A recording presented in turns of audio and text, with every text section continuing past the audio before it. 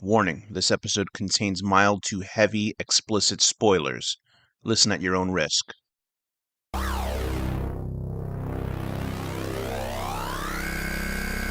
Reviews, discussions, and theories about films in horror, sci-fi, and genre. This is The Horror Deconstruction. Like, share, and subscribe to hear more. Hey, what's up, everybody? It's The Horror Deconstruction. You can find us on Instagram, Facebook, most likely on YouTube. Give us a like, share, and subscribe. Hit that bell icon. Hit that thumbs up to let us know you like the show. Well, today I'm being joined by my pal, Deckard. Deckard here is going to be talking with me in this very special, more interesting type of episode. This isn't sort of a standard us talking about cinema. We will be talking about films in general in this one, but this is more of a tribute to the one and only who, Deckard? The one and only William Friedkin. The one and only William Friedkin. And let me just read the first line off of Wikipedia, because I can't speak for the man's life that Wikipedia can't have already perfect. William David Friedkin, August 29th, 1935 to August 7th, 2023, was an American film... Man, they were quick on those Wikipedias, aren't they? Was an American film and television director, producer, and screenwriter, closely identified with the New Hollywood movement of the 1970s, beginning his career in documentaries in the early 1960s. He directed the crime thriller The French Connection, 1971, which won 5 Academy Awards, including Best Picture, Best Adapted Screenplay, and Best Director. He then directed the horror film The Exorcist, 1973, which earned him another Academy Award nomination for Best Director. His other films included the drama The Boys in the Band, 1970, the thriller Sorcerer, 1977, the crime comedy drama The Brink's Job, 1978, the crime thriller Cruising, 1980, the neo-noir thriller To Live and Let Die in L.A., 1985, the psychological horror film Bug, 2006, and the black comedy Killer Joe, 2011. So we will be talking about... not everything, but our general, this is a conversation between Deckard and I about the life and the works of Mr. William Friedkin and how important he was to the expanse and future films of Hollywood itself. So, Deckard, let me give you the floor for a minute or so and talk about your sort of relationship with William Friedkin's works and films and the man himself. Sure. It's so the way I'd put it is William Friedkin. The way I look at him as a director is it's a very sort of like yin and yang thing. It's like I respect him and I love 2 movies that he directed early in his career. I think there's 2 of the greatest movies that have been ever made, which is The French Connection and The Exorcist. But also, I have this weird relationship over the years with, not relationship, but, like a virtual relationship, you know what I mean? A relationship in my head. Of course, yeah. Of him and his movies. And like, I've kind of had his like a love-hate relationship with him because it's like, I love those 2 films and Sorcerer as well. This is the 3rd film he made in the 70s.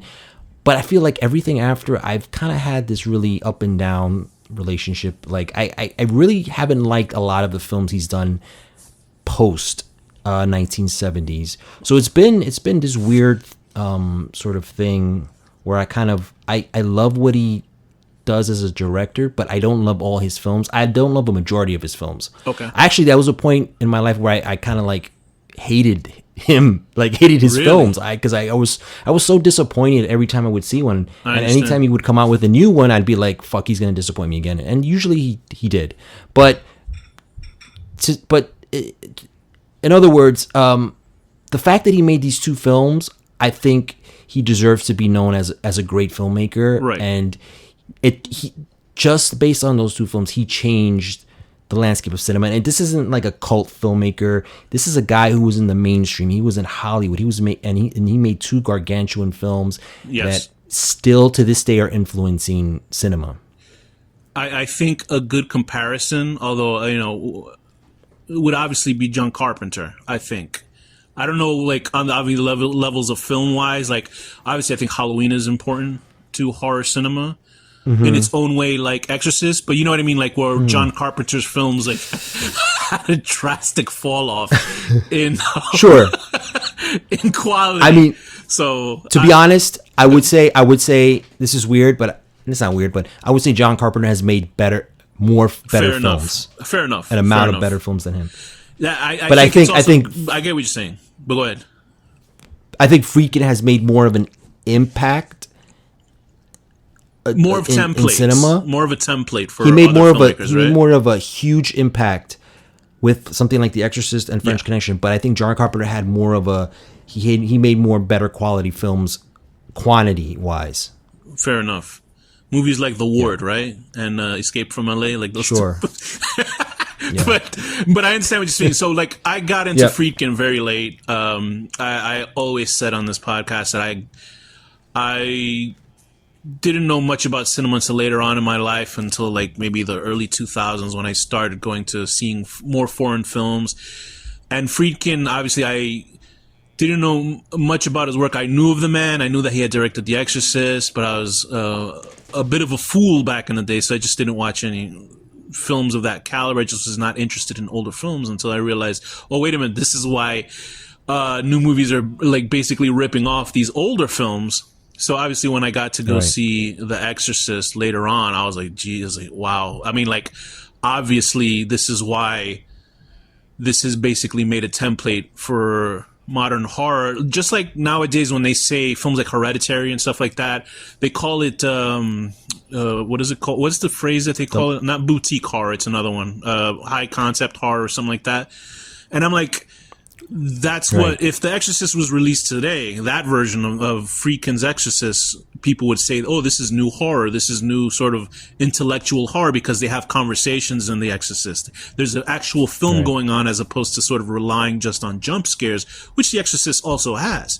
So it's obvious that Friedkin tuned into something almost like a sage, you know, almost like a psychic or somebody that can feel through ghosts, and put it into film, especially with his editing, especially when I saw his editing on the French Connection. Like the man is a master at sort of high octane sequences. I mean, I wouldn't say that The Exorcist had high octane sequences. It had very chilling sequences, but like the French Connection with just the car chase to the, chasing the train stuff, like that's obviously like one of the best edited car chase, and it stands up there. Like people will say it's one of the best car chase scenes in history, and I'm like, yeah, obviously. I think it is. Of course it is. And I'm like, people say it might be the number one.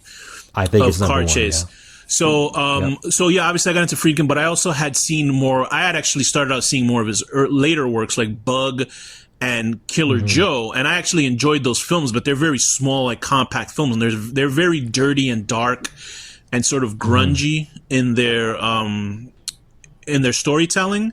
They're just sort of like, but I'm attracted to that kind of storytelling with sort of asshole characters, but that's what Friedkin is pretty good at, like asshole lead characters. And Bug, I thought was we could probably gloss over Bug and Killer Joe a little bit, but Bug was about these two people that had that, the Joker Part 2, the title of the movie is Folie de Deux, which is like a madness of two people, which is basically what Bug is, because it had Michael Shannon and Ashley Judd, and he's like, he's a conspiracy theorist guy, and he's losing his mind. He's like gouging his flesh out because he thinks that he has like, the government implanted chips in him, stuff like that. So it's the two of them losing their minds, and it's a bugged out movie. I'm not making a joke about the title of the movie, but I thought it was good, and it's a very disturbing film.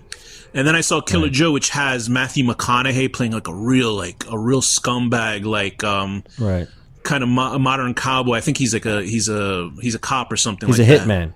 Yeah, he's a hitman, but he's also a cop, right? So he's a cop that takes money to do hit jobs and stuff like that. And it was was really disturbing too, because I think it also had that actor, I forget that guy's name. The guy got it like blacklisted from Hollywood because he like beat up a pregnant woman allegedly. You know who I'm talking about? Emil Hirsch. He got in trouble because he like. I didn't even know that happened. I didn't know that. I didn't know that. That's why he's in rated Z movies now. Anyway, so I thought those were two pretty good movies, but then obviously I went back because, the Friedkin passed, and I was like, oh, I really didn't watch his films and appreciate his films until, after he's gone. So I was like, let me go check out The French Connection, because you and I had spoken before, and you would always talk about French Connection is like the name of the film that you've brought up in conversations more than anything that I could remember. Like you always like bring that movie up. And of course, I knew about it, and I was like, okay, let me check this out, because let me just see what the hype is about, because this movie is beyond hype. So I watched French Connection, and I was like, wow, I was like, that's damn good, and we'll get into conversation about that. And it was easy to like ingest. Do you know what I mean? It was like an easy to watch film, because I have like severe ADHD or something. Like I just cannot pay attention to films. It's like when I saw Beau is Afraid, it took me like 3 days to watch that movie. I enjoyed it, but like this one, I was like able to watch it. And then I saw right after. No, actually, I saw Sorcerer first. Because I had known about that. And I remember listening to the soundtrack by Tangerine Dream. Because I remember I was just like, damn, this is a good soundtrack. I would just put it on YouTube and play it while I wrote or did something else. And I was like, damn, that's a great movie. And especially the bridge sequences there. And I have a funny notation about that later. And I was like, wow, this is great. And then I saw The French Connection. And then I said, let me go watch To Live and Die in LA. Because like that's like, closer to, I guess that would fit pretty much all the, except for, I guess I didn't see any 90s movies. But that was like the closest to, I guess, when you think he kind of fell off product wise or whatever way you think about it. And I thought that was great too. And I had known the spoiler about that film a long time ago, because you watch a couple of fucking YouTube videos and they'll be like shocking moments in films, and then you'd be like, oh wait a minute, well I knew about it too. So that was the shocking thing about it. But anyway, so I saw these and I was like, wow. Now I saw those in consecutive like 3 days. So I was like, wow, I saw 3 good, pretty damn good movies. Do you know what I mean? And I thought that we should just make a tribute episode and a conversation about Friedkin's works by going through these 3 films and any other sort of stuff that you saw or know about him. And I think we should start off with, why don't we start off with The French Connection? Because obviously I think that's the one, besides The Exorcist. I'm sure we'll talk a little bit about The Exorcist as well, but I think The French Connection is probably the second film that will always be like chipped into his epitaph. Do you know what I mean? Or his gravestone. Right. So why don't we get into The French Connection? Let me just read a little bit of the information. A pair of NYPD detectives in the Narcotics Bureau stumble onto a heroin smuggling ring based in Marseilles. But stopping them and capturing their leaders proves as an elusive goal. Directed by, obviously, William Friedkin, written by Ernest Tiedemann and based on the novel by Robin Moore, starring Gene Hackman, Roy Scheider, and Fernando Rey. So why don't you tell us a little bit about The French Connection? Dude, you're breaking up a little bit, just to let you know. Okay, I hear you. You hear me now? I said, why don't you tell us a little bit about The French Connection? Okay. This film is about these 2 detectives who are. It's based on a true case that happened in 1962, and the 2 leads, played by Gene Hackman and Roy Scheider, they're actual police officers. This was considered the biggest drug takedown, and that's what they said, in the history of New York City, or maybe in the United States. Okay. It was about heroin bust, right? It was heroin. It was I don't know the exact size, but it was a huge amount. They said it could have been about 200. I think they said 60 million or $60 million worth or whatever. If it was cut up and it was put out on the streets, it would have been that amount of money. It was like the biggest drug seizure in the history of the New York City, the police department, and I think the entire country. So it's pretty much based on these 2 cops and Popeye Doyle the and cop that, Cloudy, right? Popeye Doyle and Cloudy, played by Roy Scheider and Gene Hackman. And Gene Hackman's character is this very gruff and very, how would you say, volatile kind of character. He was the old school type of cop that would just like, take you and question you and just probably break all types of rules and laws to get his man. Very obsessed guy, and so that's what the film is about. It delves into this case, this real life case that happened, where it was the drugs were coming from obviously France, which was called the French Connection, and they were bringing it into New York City to do a drug deal with some local criminals And so that's pretty much the basis of the story, and it goes from there. And it's the great thing about this film is the way Friedkin shoots it, and the film pretty much is just about these cops tailing these criminals and trying to build a case, and it's a lot of them going sort of undercover and bugging them and listening to their conversations and trying to build a case in order to take them down. That's pretty much the gist of the story. It almost feels at times it's going on in real time. Do you know what I mean? Because Friedkin wanted to keep the film almost like in a documentary feel. I was watching a couple of the behind the scenes, like short films, and the one that you sent me to. I was watching all of those. And the thing that made me laugh, because we'll discuss about the ending soon, because I remember watching the movie and I was like, this is pretty much light affair of a film, and please don't take this the wrong way, as in like it's not a complex film. I think it is complex film character wise, but I don't think it's not like and it's hard to compare it to like say something like The Godfather or something like that. Do you know what I mean? Where it's like we're getting a raw, like, nuts and bolts type of movie with this. Like, we're following these characters basically almost in real time. Although I think it takes place over 2 months in the film, right? And I remember what they got the wire for with their boss Eddie Egan, who was actually the real Popeye Doyle. It was funny when his character pops up. The real guy that Gene Hackman is playing plays their captain.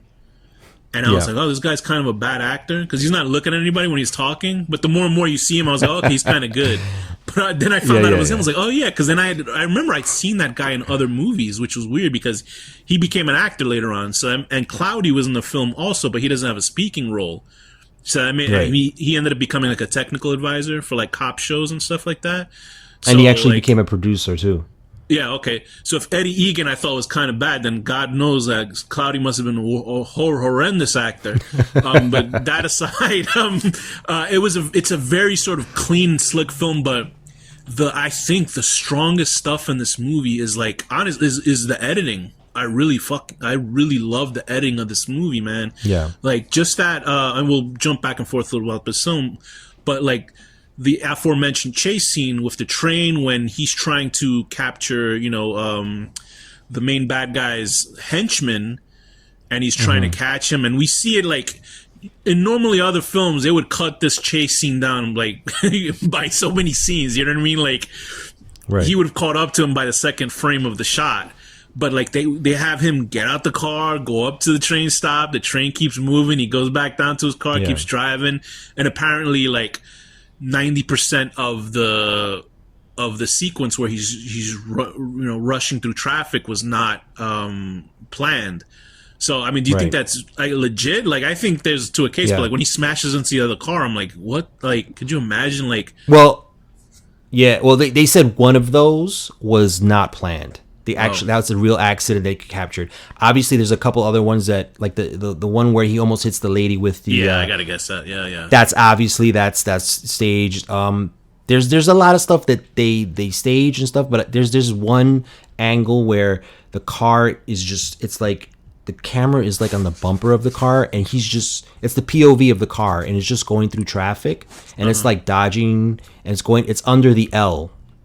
It's like the main shot of the whole chase. That was done without any provisions. It was just all they had was like, it's called what is it called, the ball that they put on top of the cop car, the siren. Oh, okay, yeah. Right. They had a siren. So people could kind of like get out the way a little bit. Right. But other than that, it was just stolen shots, and they went and the guy did like 90 going down there, and they did it one time because obviously it's illegal. You know what I mean? Yeah. So stuff like that type of stuff was intercut with stuff that was planned and staged. You know what I mean? But I think the budget for the film was $1 million, right, or something like that, or even less than that. $1 million and a half, something right? Like that. Yeah. And then they went $300,000 over budget.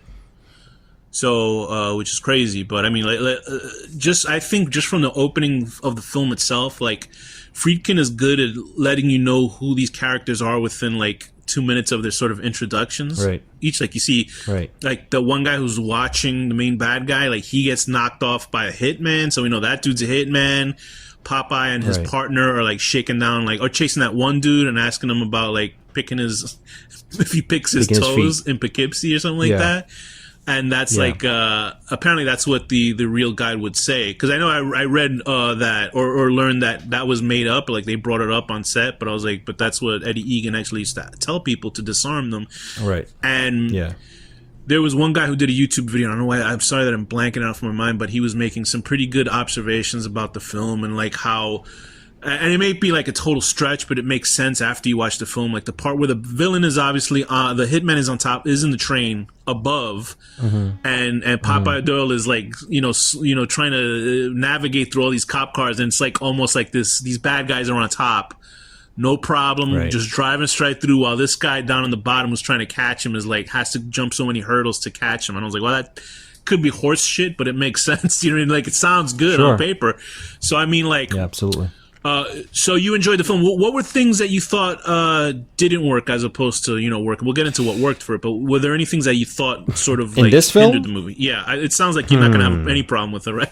I really can't find anything in this film. I mean, to be honest, this to me is a perfect film. Really? Because Okay. just from what it is, like it's like you can't even compare it to other films because it's just it's its own thing. Like you said, the editing, but it's also the way Friedkin shot it, and like the what he likes to call induced documentary style, where it's like you're just following the characters, you know. And so to me, I mean, it's even the length is perfect. It's like an hour and 43 minutes. It's like it gets the job done. It tells you stuff visually while also using dialogue, and it's like this. There's so many like sequences and set pieces that are like classic. They're like classic cinema. They've become classic cinemas in just one film. To be honest, I think maybe the ending might be the only thing. Not necessarily, not like the last minute, which we're going to talk about, Yeah, but like sure. that last raid that when they finally capture the guys, when the drug deal's going down, and they have like that shootout. I would say that's kind of like, I don't know, it kind of like it felt like obviously that didn't really happen, and it felt like that. It felt like, oh, they're just doing a final shootout, Yeah. and then all the bad guys get it, and then. But then that little part maybe is the only weakness. But to be honest, I really don't see any weakness in the Right. film. I mean, I was actually still all in on the. I mean, like conceptually, I see why it's done. In real life, I would think Right. that all those mafia guys would run out of the back and keep running and not Right. like Right. hold down a fort to shoot at cops. That would be the stupidest thing to do. Do you know what I mean? Like I Exactly. couldn't find any like plausible reasons unless that the building was like sinking underwater to start shooting your way out. But my issue is a little bit after that. But I think towards the end of the film, this is my only sort of gripe with this movie. I didn't have a problem with it until I found out later, what you had told me about it being based on reality.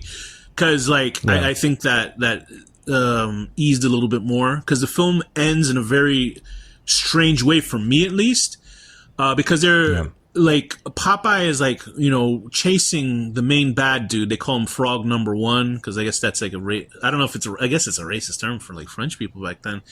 But he's walking out. He's chasing him in this one abandoned building. The thing is, it's like I guess it's because he was following him throughout the whole film. For some reason in my head, I thought he was more, looking after, was it Weitzman or the other dude? You know what I mean? The main guy that, the whole point of the film was that he wanted to capture this one dude, but he ended up, his eyes started like focusing on this one French dude. Or these two French guys. He kills that other guy early, which is spoiled in the poster for some reason. But like, he's like, he's following him and he follows him into this abandoned building. It's in the middle of nowhere. And Cloudy comes up and he goes, Popeye, and he almost shoots Cloudy, right? And then he sees like this sort of weird shadowy figure in the distance who does not identify themselves. And he sends that guy to hell. He shoots him into smithereens.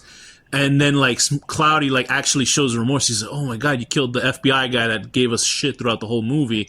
Well, like the guy, I guess that guy was upset at Popeye because he had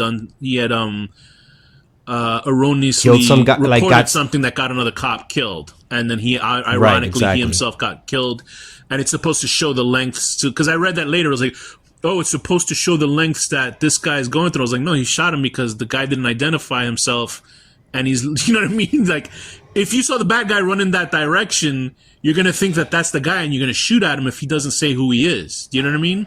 So I don't think that's like, Right. oh, the lengths of it. I guess after the fact, when he starts running off and still chases the guy, and then you see like a gunshot, and then the movie sort of like abruptly finishes. And I was just like, Right. oh, I was like, what the like, what just happened? Like, I was like, they really just killed like an FBI guy, and there's like nothing after that. Like, to me, I was just sort of like, whoa, like that's pretty fucking huge, like for me at least. And you hear a gunshot too. You hear the gunshot after like he runs off and disappears behind a corner. Right. And so yeah, go ahead. Go ahead. No. I mean, it sounds like me. You're opening like the knife set to really throw at me, and I had no problem. Yeah, with I mean, it was just that one part because I was I get you. Yeah, but once you told me that was based on a true story, because then like it became like epilogue. Is that what it is? Is it when Right. No, epilogue is what happens after the film. I meant like when you see the writing of like on a screen once a character. I thought it was epilogue, but that might not be the right phrase. I guess you can say that. Yeah. You know, the epilogue when it's written and you see what happens to whatever characters in the film. And basically all the bad guys are basically killed except for the nameless sort of enemies in the movie. And then it was just like, frog number 1 disappeared. And I was like, what? Right. Because then with that gunshot, it's almost like, oh, you don't know who died at the end. And then it says, this guy disappeared.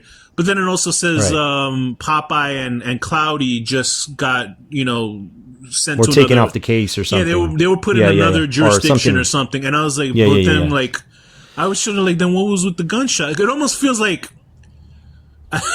do you understand where I'm coming from? Where it's like the gunshot at the end is obviously supposed to be like, you don't know who got killed at the end. That's how I took it originally. But then they say, oh, this guy didn't get caught, and then these two guys went somewhere else. And I was like, so what was that about? Like, I know you probably like, no, you fucking idiot. No. Here's the thing. There's really no proper answer because that's Friedkin's idea. He's like, he hated endings that were like tied up with bows. Fair enough. All his movies have in some way ambiguous endings. Yeah, true. In some, yes, especially the ones we've seen, even like The Exorcist. These three films. Yeah, that even too. The Exorcist 2 has sort of like an ambiguous ending. Now, I'm not talking about the extended cut, which I liked at first, but nah, man, the theatrical cut. The last shot is like the priest staring down at the stairs, and he turns away, and then it ends, and then you're like, "Fuck, what?" Fuck. What was the director's cut? Was it with the cop talking to him or something like that? Yeah, they had a conversation with the guy. It was more of a happy ending. Yeah, which is okay, but I'm like, nah, man, you have to have the original ending because the original ending leaves you like it's not a happy ending. It's like, fuck, maybe you don't know what happened. Right. Yeah, anyway, for this film, I think like it's up to interpretation. I think what Friedkin was trying to say was like, yeah, there's a gunshot, but maybe it was just Popeye shooting again. But I almost feel like they didn't even need any of that stuff at the end of it. Do you know what I mean? Like, they didn't even need the epilogue words. I think it would have been stronger if it was just like without the words at the end. But I'm not William Friedkin, and obviously I haven't directed anything as close to William Friedkin. You know what I think the reason that he did put that was because there were people involved that were mentioned in the movie, like the guy Joe Weinstock, who was like he was helping them, and the guy who's the TV personality. I think people wanted to know like what happened with them. Yeah. You know what I mean? So that, and even the scene where like you're like he sees the guy, the shadow of him, and then he shoots.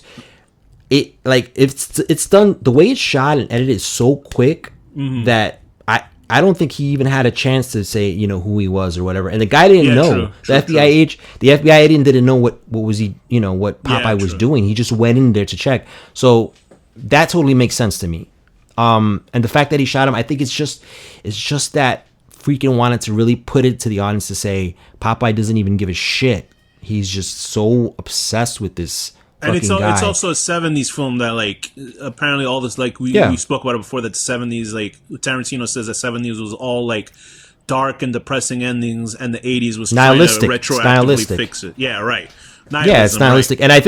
And I think Friedkin, this is a perfect Friedkin ending. This is the type of ending that he would do. Right. But it's weird because I never in the other two movies that we're talking about. Yeah, basically. it did. So And you know what's funny, bro? Like, when I first saw this film in its entirety, I was probably like 15 years old, 15, 16. I didn't even have a second thought about the ending. You know what I mean? Fair enough. So it's like, it's weird. It's like sometimes the movies, they just work, and I could totally understand your, Yeah, no. So my problem wasn't with it wasn't with him shooting the FBI guy. It wasn't problem with shooting. It was just that like we knew the answers after that mysterious shot at the end. That was my only problem. Was after the mysterious shot, I was like, oh shit, that's kind of creepy, that ending. Like, because I thought that's how it ended, but then it tells you, oh no, this guy got away, and then these two. So it's it's a very small sort of complaint. And then it sort of eased when you told me this was based on a true story, and then I really had a problem because it was just like I watched the interviews with the guy. They were like, yeah, 90% of this happened. It really happened, and I was like reading up, and I was like, there wasn't a car chase, but that's like that's just a stupid thing to get mad about. But like, I don't like when people are full of shit with their sort of lifestyle in the movie. I think he meant 90% of like their interactions with each other was real. Yeah. But the way that he says it's like 90% of it happened. I was like, what? Well, technically, if you're gonna take out the car chase is almost like halfway through the film. Friedkin made it up because he said the script had everything except for like chase. You need an action sequence. Yeah, right. And you take that out of the equation, and then you take that ending where he shoots the FBI agent. Everything else is pretty much Oh, and let's take out that gunfight at the end.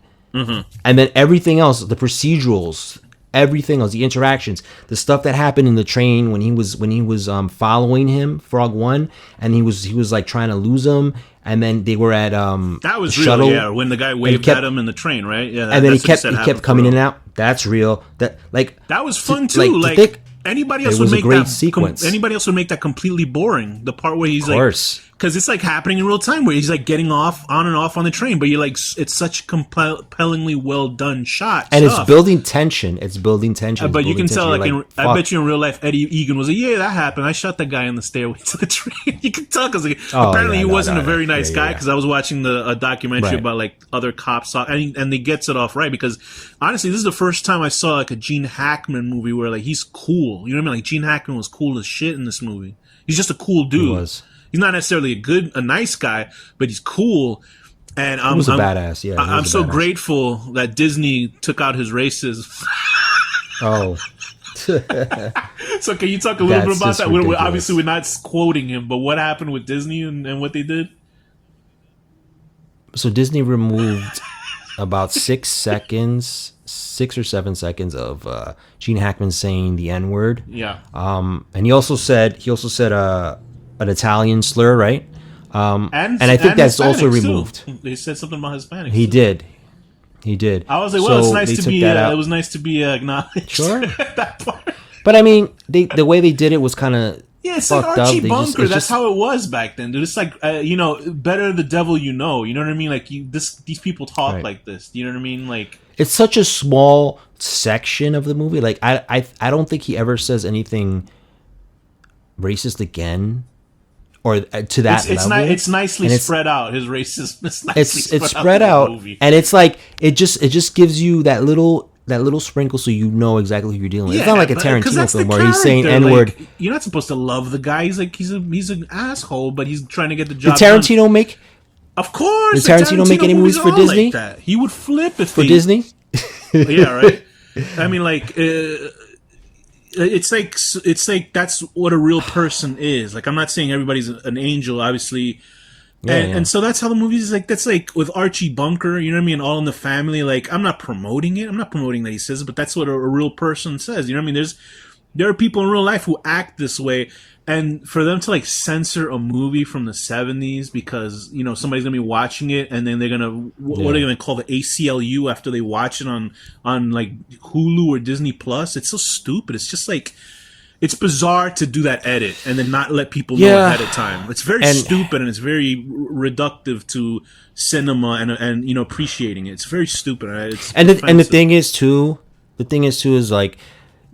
Like you said, it's a movie of the 70s. It's a movie of its time. Right. You know what I mean? And on top of that, it's not like just like some like B movie or like movie that didn't get noticed. It's a freaking Academy Award winning film that's like a classic. Like bro, like you give it a pass, bro. Like in that sense, you know what I mean? Because it's a time capsule. It's like totally it's a a time snapshot, and what the film needs to be. It's gritty, and I had talked to you before about like, what do you think this impact of other, sort of, because I assumed 70s television, because this was what 1971, right?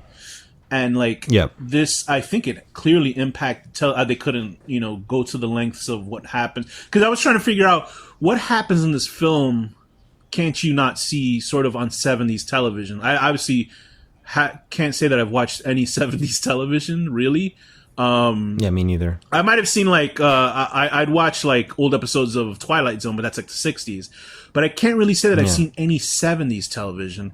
And obviously there were shows like Columbo, which people say is probably one of the best television series in history, and I should get into watching that because I have seen some 70s because I used to watch that with my dad all the time. Okay, because Columbo was more like they were more like TV movies than actual like episodes. It was like 2 hours, right? Each one of those, and there was like 13 episodes total. I thought Columbo was like a show that was on for like 10 years or something with like 40 episodes, but apparently it's only like 10 or 13 episodes of 2 hours. I might be wrong, but like 2 hours each. They were no. There's like a lot of seasons. Kind of thing. No. They were like episodic, yes. Because I started watching it not like a couple years ago. They had it. I forgot what streaming service had it, and they had a bunch of seasons. But I think they also made like TV movies of it. Like how sometimes they would make like a Incredible Hulk TV movie. Like they did the same thing with Columbo. So like movie of the week kind of thing. So I mean, like I wondered if that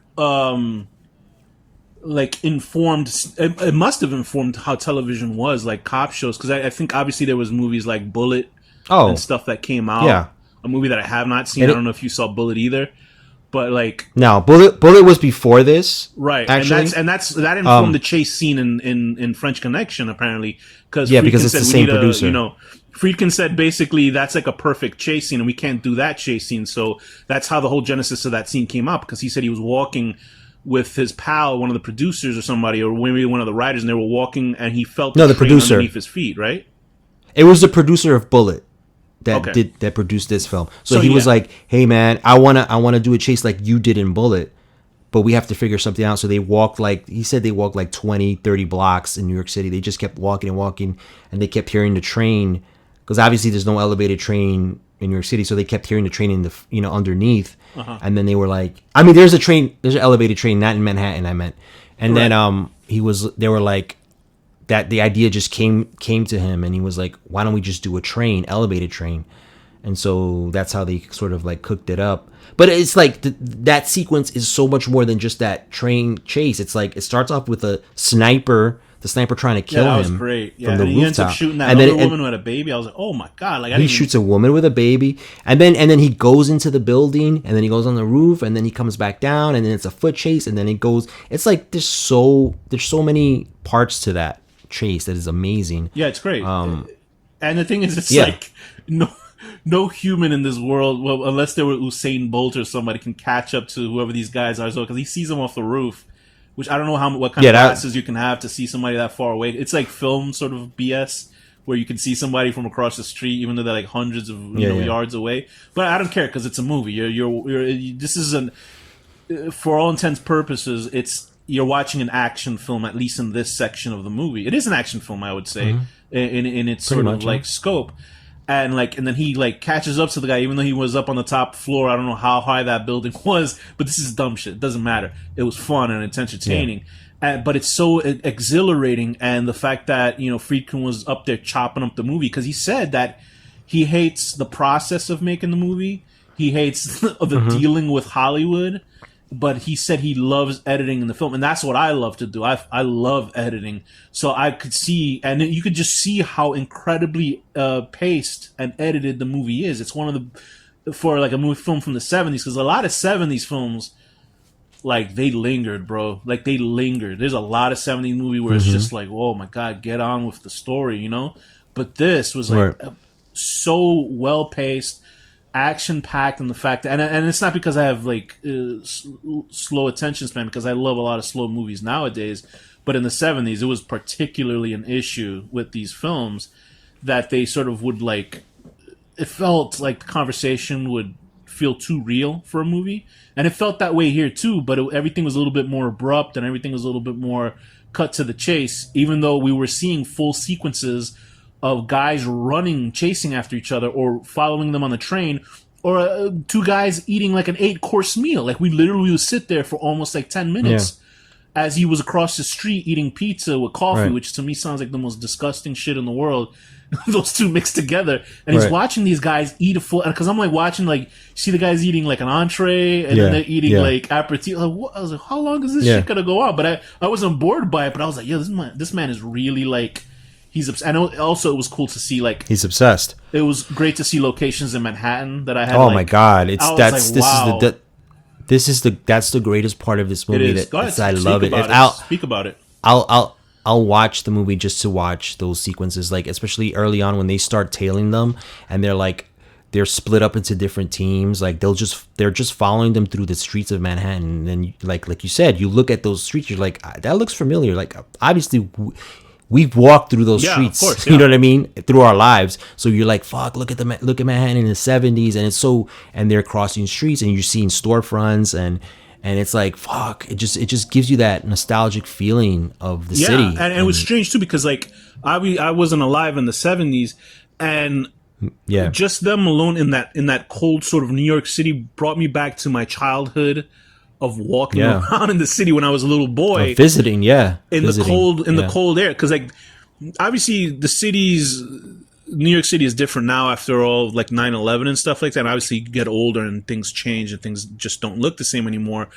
But like to me, it will never be that sort of same way again. Like obviously children now will have a different representation of what their city looked like when they grew up, but that era of sort of this open sort of city that you could just walk around in this nice and chilly winter, like there was a real, the world has never been innocent, but to me there was more innocent in that sense, where you could just kind of enjoy your day walking briskly down a city street, in the cold air hitting. And I love cold air, and this whole movie took place in the cold, and it just like jolted me back to my childhood for some reason.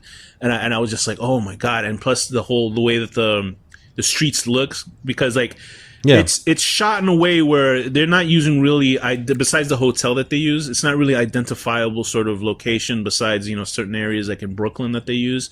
But I was just like totally blown away with like places that I did recognize.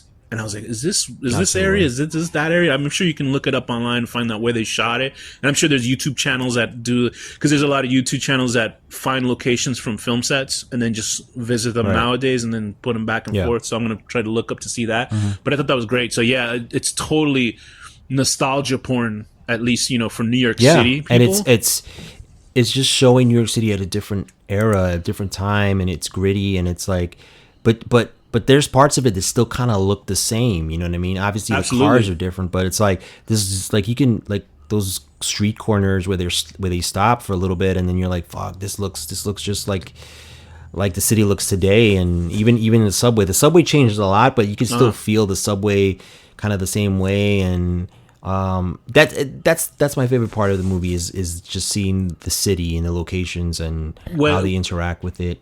When they say New York City is like a character in movies, like it's true. Like it literally like it really is. And I don't know if that hits for people that are outside of like, because I'm sure there's people that watch Los Angeles movies, but Los Angeles is basically all the movies. You know what I mean? Besides like Marvel movies, but even that they use Canada. But like two things that really stuck out with me is like there's small things that Friedkin puts in his films that are like, I guess, comedic in a way. That I noticed in this and Sorcerer, which we'll be moving on to next, and then also even To Live and Die in L.A. Like there was a part where Popeye is watching the French guy walk around, and he clearly passes by either it's a corpse or a homeless person that's like, but in an unnatural sort of way that they're laid down on the ground. And he's not even like, he doesn't even pay attention. Like, that's clearly like a corpse or something. And he just walks past by it. I was like laughing because like, oh my God, that's so funny. And it's also like, because it's obviously showing that he's obsessed with like finding this guy. He doesn't give a rat's ass why this guy is like, because the guy wasn't dressed like a homeless person. The guy was like, it looked like he had a jacket on. He was just like, he was like faceless and dead on the floor. And it's also something that happened in Sorcerer, which we'll jump to in a few. Like when the bride is getting married, at the beginning with the heist, and she has a huge black eye. So it's stuff like that, and it's just like, whoa, like right, it's like small right. I know. things. I noticed that. I'm like, he definitely puts those little details. Like he's giving you a little story. Like even with that, when I first watched that wedding scene, I'm like, what the fuck? Why does she have a black eye? But then you're like, maybe her husband's probably beating her, but she still married him. You know, and like there's like a whole little backstory. Yeah.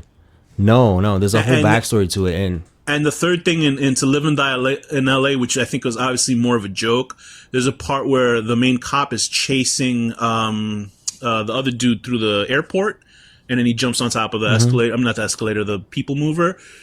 And he gets off, and there's a guy, like, sort of breakdancing in front of the window for no reason. I was like, what the hell was that? Like, it made no sense, but Friedkin puts in weird stuff in the movie that's, like, totally, like... It doesn't take you out of the film, but it's like it adds an extra layer of some weird sort of lore to the film. But I think that's great. I forgot what the second thing I was going to say about this movie, but I think it's a great film. I might have had some qualms with the ending of the film, but obviously I can't deny that it's a classic, and the fact that it obviously still holds up. And it's much better than most films that are even coming out today. Oh, absolutely. After I had seen these 3 films, I was like, Jesus. Like I was telling you, I was like, modern movies are like garbage, dude. Like modern action movies, because I was just like, oof. You know what I mean? Especially for a 70s film. It's like, there's a lot of people that will completely avoid films from the 70s because they think there's something wrong with them. But I think they were sort of thinking that those weird freak out like hippie movies that came out, not like the actual good, directors that made solid films. So I think this at least has to be in that canon of films that you should watch, even if you try to avoid the 70s. Absolutely. Anybody who avoids like 70s and 80s films because they feel that they're old, I think 80s obviously had a very good plethora of great films. And the 70s have some great films you might have to dig through for certain people that are like not as forgiving of old cinema. 70s certainly has it. Yeah. I don't know. I mean, I feel like maybe it's because we're getting older. Yeah, like that's how I used to feel about films from like the 50s. Yeah, but I'm sure the younger generations are like, what the fuck, the 70s? But I guess, man, I guess that's true. Yeah, like I don't see that because I'm like the 70s has the greatest films probably ever made. Yeah, and like even films that we're still making now, like Star Wars, came out in the 70s. Because the things that I will say about 70s like films is like when you watch them, like when I was watching Sorcerer, like they felt like you were reading a novel. You know what I mean? Like even though there's not that much like dialogue happening on screen, especially in films like Sorcerer or even to this film, they felt like you were like, I don't know what it is about these films where you get more information in 15 minutes of no dialogue scenes than you would in a modern film. Because it seems like they're just like horsing around and putting weird shit in new films that make no sense, that date them. Do you know what I mean? And I think the newer films they're more reliant on dialogue and exposition. Right. Whereas these films like you look at Sorcerer, which we're going to talk about. Right. Like even that when they first get to the what South American country are they at? I don't know. It feels like it's made up. I think it's made up, completely bogus. Okay. Anyway, yeah. I mean, we might be wrong, but it felt bogus to me because the guy that they were trying to win was bogus. Right. So when they get to that third world country, it's like they just show you the details. They'll show you like a wide, and they'll show people's faces. They'll show little close-ups on like little trinkets. It's like all those little details are just building up the world for you. So it's like it's showing you exactly what the surroundings are. And I feel like newer modern movies, with the exception of like auteur filmmakers who do that, like they really don't take the time to do that stuff. Yeah. They start and they go in, they just get into it. You know These movies feel I think that's in. why they feel lived in. They take their time. They give you shots that are like they're not necessarily needed, but they're there just to build more character, even if there's no dialogue. Right. So that's the difference. Do you have any last words on French Connection before we move on to the Sorcerer? It's a film that just, again, I remember watching scenes of it with my dad because he would watch this film all the time, and I didn't fully watch the film until I was like 15 years old. I saw it on cable. I actually recorded it on VHS because it was playing like super late at night. So I was like, let me record this. So I recorded it and watched it the next day, and I was like, no wonder this film is so well received and people love it. It's because it's just an amazing, and even that was probably the mid 90s that it blew me away. just everything, the action sequence, like when I saw that chase, I was like, this is amazing. Like even 25 years later, you know what I mean? So it's like, it's just a classic. And if you, it's a must see for anybody that wants to see what a movie that essentially led a lot of influence to modern cinema. And if anybody has a problem with the ending of it, because obviously we just spoiled the ending, but if you know about the film, obviously if you're listening to this, you probably have seen William Friedkin's film. But it was nice to know that the second film wraps things up, but you said it's not even worth watching. So just read the Wikipedia, because like if you're feeling upset about the loose thing, you can just learn about the villains like, getting their comeuppance. To me, it's sort of like spoiled. Was it just like really poorly shot or what? It wasn't a bad film. Okay. It's not a bad film because it's made by a pretty well-known director, John Frankenheimer. He made right? a bunch of films.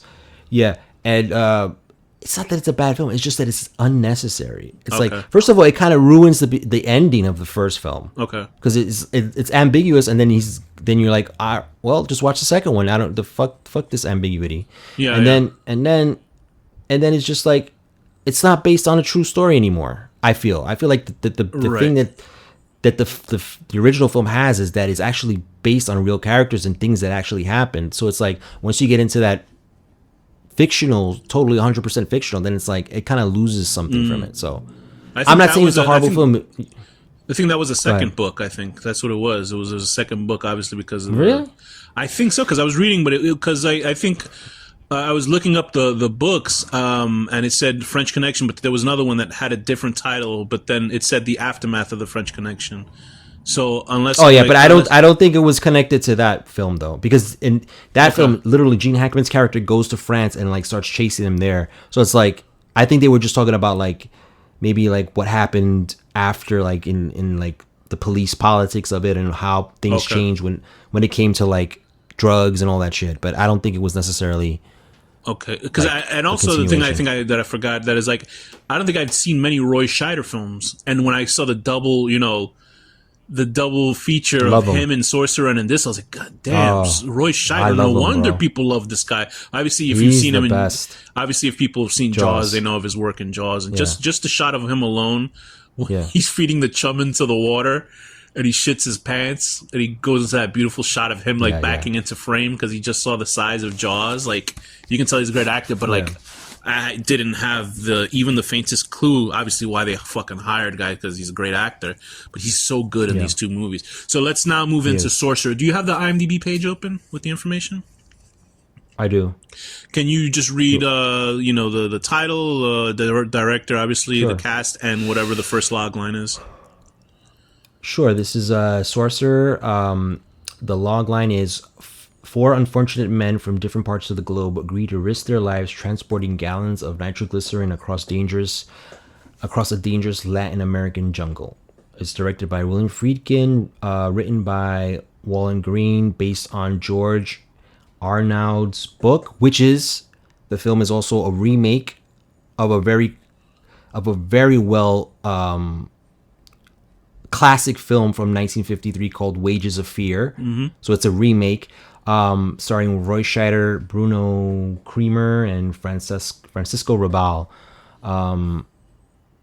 which is amazing that it's a remake of this really well renowned film, which I haven't seen, but it's a French film. I always knew of the title Wages of Fear, but I had no idea what it was about.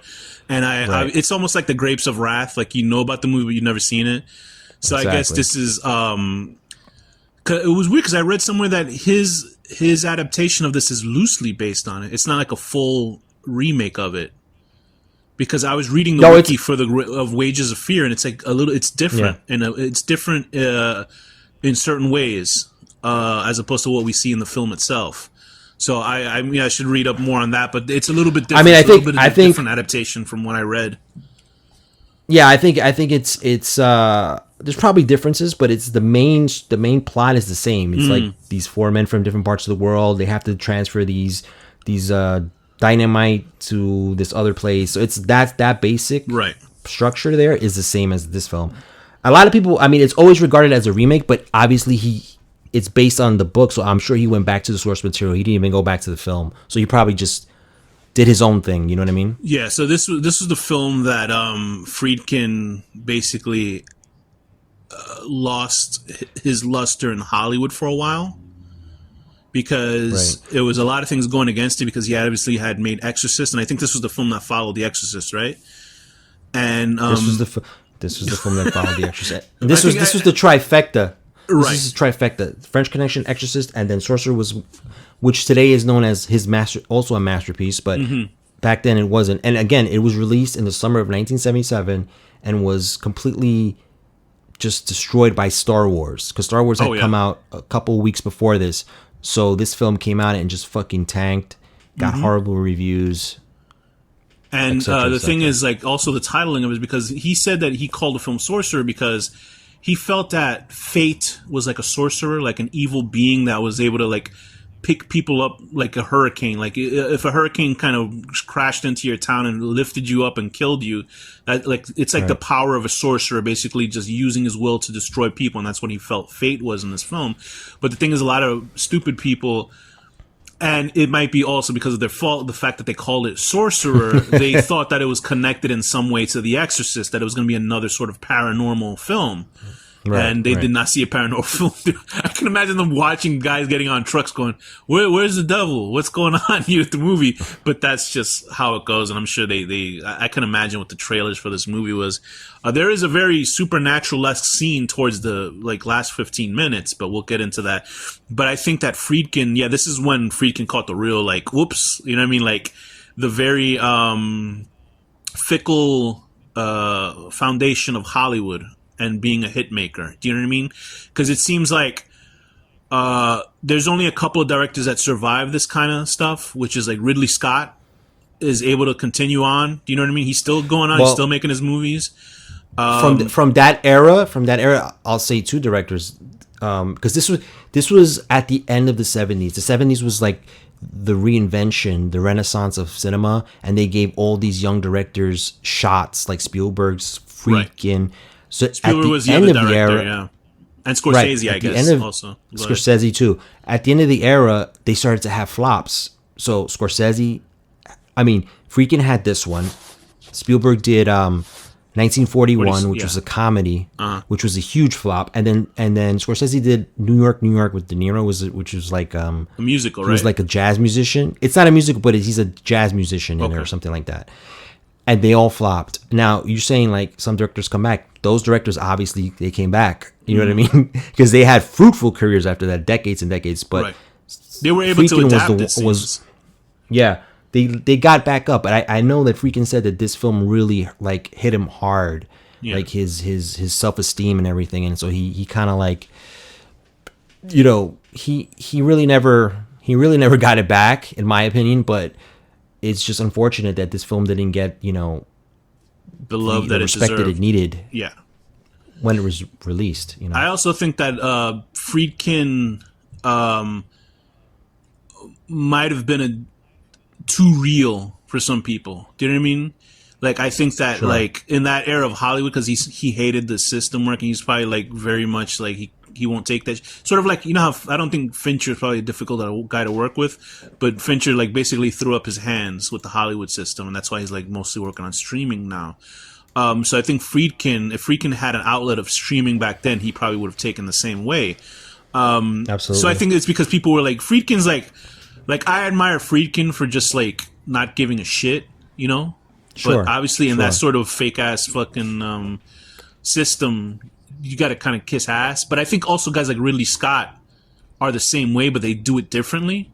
Because I think Scott is like really like, how would you say Ridley Scott is as a guy? Like, what do you think he is? Just from just like tangentially seeing him, like what kind of person? Like you think he'd be as difficult as like Friedkin, right? Yeah, I don't think he's as difficult as Friedkin. I think he got into a lot of issues when he first started making movies in the United States, like Blade Runner. I know he had big issues when he was filming that, because he was very not controlling, but he liked to be very hands-on, and the way the system worked because of unions and everything, they didn't let him do like camera operating and stuff. And so I know and they didn't respect him because he was a UK, even though he had worked for decades in the UK. And so, But I think he's a little bit more tempered. Mid-tempered or whatever, however you say it. Okay, fair enough. Than somebody like Friedkin. Like Friedkin is very even-tempered, right? Even-tempered. He's a little bit even, and I think he's a little bit more sophisticated in like not as a person, but as a craftsman. Right. Like the thing about Friedkin that he's not like a visualist. Right. And I think, and he's not an artist the way Ridley Scott is an artist. Like Ridley he can draw his own storyboards. He's a visual artist. And I think that gives him a little bit of a leg up that he can maneuver things better. And he definitely yeah. I'm sorry. And another guy who's difficult but kind of like made billions of dollars is Cameron. So like that's like the king of, See, he's the same. He's like Ridley, but then he was definitely more volatile than Ridley. So he had the double dose. He was volatile, but he was so fucking talented, and he's an artist too. He can draw, paint. So he had so much. And his movies make millions of dollars. Yeah. And his movies but he had so much control and craftsmanship that people are like, fuck it, like we can't do anything. We can't keep him down. And Spielberg seems like a nice guy, and Scorsese does too. Even though the apocryphal story of I feel like Spielberg's an asshole. I feel like Spielberg's an asshole. Who? Spielberg sometimes, because I see a lot of behind the scenes. He's not an asshole, but he's very when he gets into it, he's very aggressive. Well, that's good. But he is a nice guy. But he is a nice guy, though. He's nice, there's also that Scorsese with the apocryphal. I don't know if it's apocryphal story or not about him. They were trying to edit Taxi Driver, and he threatened to shoot one of the producers or something like that. And it's like I can't see Scorsese doing that, but you never know with cocaine back in the days. Not that I'm implying anything, but back into Scorsese. Go ahead. Sorry, Scorsese's a little. You can tell he's a little bit messed up in the head, bro, because of his films. Like I bet you that the amount of violence and shit. He probably didn't even know the camera was on in that taxi scene when he was in. Exactly. Like all these directors, they have to have a little bit of like, crazy shit happening in their heads. Oh yeah. So especially Scorsese, the shit that he puts on screen, bro. So it's like, I could believe that he would do that. He would shoot somebody for. So once again, this guy Friedkin. Also, one more thing about that is that a great conversation that you should watch on YouTube. It's one of my favorite things I've ever seen ever. Is Friedkin with Nicholas Winding Refn. It's one of the greatest things you will ever see ever in this world, because Refn declares himself as the new William Friedkin. And Friedkin's like, okay, that's it, because he's not like really listening. But then they have the conversation about Only God Forgives, which is a movie that I actually liked a lot. A lot of people didn't like that movie. I liked it a lot. But what does Friedkin do after he hears that Refn says that he's a genius, or it was a genius movie or something like that? Yeah, he says Only God Forgives is a masterpiece, and Friedkin just turns and is like, could somebody get this guy a doctor or something? Like this guy's, and he just kept on. And then it is the greatest thing ever. It is the greatest. Oh my god, Nicholas tries to move on, Nicholas Winding Refn, and then he just keeps on, and he's looking into the camera and is like, "Are you serious, bro?" But it is one of the funniest things I've ever seen, because, and that's the thing, Friedkin is you can tell he can be an asshole when he needs to be. But I like that type of asshole guy. He's funny. He's not a complete bastard, but not to screw around with him, because he will cut you down. Oh, but there's another interview. I'm sorry. Please. Mick Garris. Obviously, we know Mick Garris. Yeah. Right. So they're friends. They're longtime friends, because he did his podcast not that long ago, recently. But they've done multiple interviews, and there's one clip. This is when I think Mick Garris was just starting. He was very young, and so was Friedkin. And he asked him a question about The Exorcist, saying people say there's a lot of people in the journalists that say that you cut out a lot of stuff from The Exorcist that they would prefer you kept in from the book. And he was like, "Who said that?" He really went off on him. And Mick Garris is stammering, and he's like, "Well, they've written about it." He's like, "I've never heard." He wanted him to give him proof. Dude, Mick Garris is one of the nicest guys I've ever heard. I know. It's so funny, but I can't believe if I've missed that episode. Was it a postmortem? His podcast or something? I gotta check that out. This is before postmortem. This is probably early 80s. Okay. It could have even been late 70s. Friedkin's this was great. When he was just starting. Friedkin is on a great episode of the movies that made me. Can you just before we finally get into Sorcerer? Can you briefly talk about what the guy said that pissed off Josh from? You sent me the paper. What was it? The guy was insulting his movie or something like that. So, obviously William Friedkin recently passed away. Right. So this screenwriter Josh Olson that has this podcast that we listen to, The Movies That Made Me, he retweeted someone from the New York Times, a journalist, did like a piece on him, like I guess what would you call the piece? You think it was a hit piece? No. It's like when somebody dies, they do oh God, I know what you're saying, but I can't think of the word. Like it's after when somebody passes away, and then right. So they talk about their career and their life and whatever. So they were talking about it, and he did a quote, and he said, Friedkin really only made 2 great films in his entire career. Yeah. And then the other line was, he never really reached the heights of those first 2 films. And so Josh also was pissed. He's like, first of all, you're wrong. And second of all, this is not, you shouldn't be saying this when you're trying to say nice things of him because of his death and stuff. And to be honest, I kind of agree with the guy a little bit. I would say I was like, that's what I've been saying. At least 3 films. 3. He missed Sorcerer at least, but I'm like, I've been saying, like, that's what I've been thinking for like decades, but that's fine. But yeah, he probably made more better films than. But it was probably in bad taste days after he passed away. I think that's what really pissed off Olson. Right. But to be fair, he never did really make 2 great films like French Connection and Exorcist ever again. But that's fine. That's a high ass bar. Oh, yeah. You know what I mean? So it's like I'm not necessarily saying you have to make great films. Yeah, exactly. So I don't know what the last Supreme Classics are and it might sound like a joke saying, but like The Matrix or something was like, do you know what I mean? Like that shifted goalposts, or even like Tarantino with Pulp Fiction. Do you know what I mean? Like those are the films Pulp Fiction, right? That they define. Like I can't remember. I can't remember this recently, bro. It's not a good thing. Clearly, the Avengers, no, or just anyway. No. I would say maybe Inception, but that's not even. I wouldn't even think that changed the goalpost. Yeah. I maybe narratively it did. Nolan has it in him for sure. I feel like Nolan has that in him, because I've certainly enjoyed Nolan's films. You know what I mean? Like I remember them. Do you know what I mean?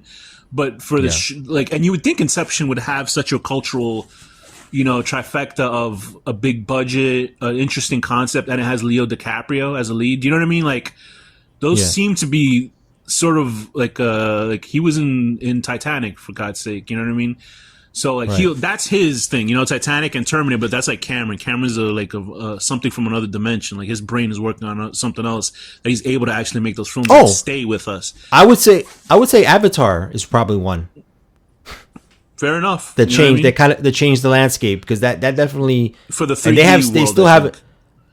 I think for 3D and for like photorealistic CGI, I haven't seen a film that's caught up to that yet. Really? Yeah. No, I agree. In that way, like story-wise, I think it's as general as possible, but it's still, he knows what to do with it, with sort of regular tropes. But let's get to Sorcerer. Once again, Friedkin opens this film up, letting you know who the characters are within the very opening of the movie. 3 to 4 different vignettes. Do you know what I mean? And one of them being obviously very much a red herring kind of thing, which is interesting because they have the first one is Roy Scheider's character, right? He's part of like this Irish mob. Isn't that the first? The first one is the guy that he's the hitman, that he just executes somebody. Okay, and that's the red herring guy.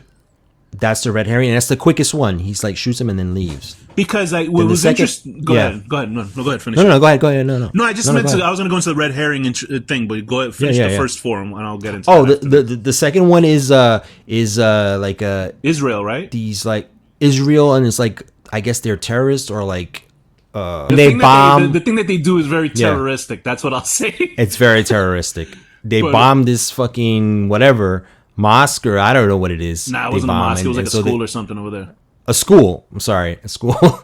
And then that's the second one, and one of the guys in there is going to be the character that we follow. The third one is a French guy who's like I guess he was an investment banker, and I think what happened he's an investment banker. Yeah, they stole or they faked something. There was obviously some fraudulent thing. Right, it was big fraud, and his best friend blows his brains out, and because they're about to get caught, and this is dark. He leaves his fucking family in a restaurant. Yep. And he just leaves. That's how bad it is. I'm like, at least he fuck. paid the bill. That was nice of him. Hey, man, at least he paid it. But he just leaves them. I said, that's cold, bro. But and then then Roy Scheider. the fourth one is the Roy Scheider, where he's like Irish mafia, this right? group, an Irish mafia, and they're robbing another, like an Italian, like a church. They were stealing from the bank, right in the back. Which I guess they're also a mafia too, right? They're part of a mafia. Yeah, I think the mafia infiltrated that church. The church, okay, and so. They rob them but they get into a car accident because they're arguing. They shoot one of the guys too. One of the like hot, ill-tempered Irish guys shoots one of the guys in the legs, and then they drive off and go ahead. They drive off and they get into a car accident because two of the guys in the car are arguing, and Roy Scheider loses, like he tries to like break it up, and then he crashes into a truck, and then they all die except for Roy Scheider, and so he leaves. And then bro, you gotta admit that's a stretch. That motherfucker climbed out of a destroyed car looking like he got hit by a hurricane and he got away from everybody. Yeah, I don't know how he got away. But whatever. Like, that's how the movie goes. Like, but, yeah. But they were the cops were there already. But anyway, they were like real quick. So then his friend comes to him and is like, "Yo, there's a hit on you. I owe you, so I'm gonna get you out of here." And he gives him like a one-way ticket to some fucking. And I love this transition because he's like, "Where am I going? I don't." And he's like, "I don't even know where you're going." And then it calls on Roy Scheider's face, and then you hear a train like building, and then it just cuts to like this fucking third world country jungle, and it's like, fuck, now we're in a whole completely different terrain. You know what I mean? I felt hot watching it. I know it's in the summer that I'm watching this movie. But I'm looking at it and thinking about, like, my family in another country right now. Like, I was like, me too, that bro. looks like my hood, bro. Like, from back there. Like, it's you don't know, like, I don't know if you've ever been, I'm sure you've visited wherever your home country is before. Puerto Rico or... Yeah. And, like, we're driving up the street and there's, like, a horse walking by. And I was like, whoa, shit. Like, you know what I mean? This is, like... Yeah. And it's not, like, what's depicted in this film, because this is real this is, like, almost fourth world country. This is fourth world, bro. And, like... it feels hot. It looks hot. Like, these are people that are like, you look at this, there's a guy running a bar and you're just like, why? Like, I understand people get drunk because they're poor and shit when they have nothing else to do. But I was just like, how do you even keep this open? Like, how much money can you make in a day? Like 5 cents and I don't know. You know what I mean? Like, it was just like, there's like the older woman, and it's like sad. It's like depressing. And it's just like the barkeep is like spitting inside. Yeah, it's just sweaty. Dirty. Like when Roy Scheider wakes up, like I love this scene too. He wakes up and he's like in this hut, and he wakes up from like a nightmare from like what happened, and then he wakes up and he's like walking through, and it's like there's like people sharing this hut, like people, it's like a hostel, like men kind of sleeping thing, there. It's like a hostel, and people are coughing, and he goes to like, I guess it's the bathroom, the makeshift bathroom, and he like starts putting water on his face. And it's like so dirty and sweaty. But yeah, I mean, it's like, and then he goes into the bar, and it's like, this place is just fucking hell on earth. And you know it's a pan that somebody else just used to wash and spit in their fucking shit in there. Yeah, I know. Like, oh my God.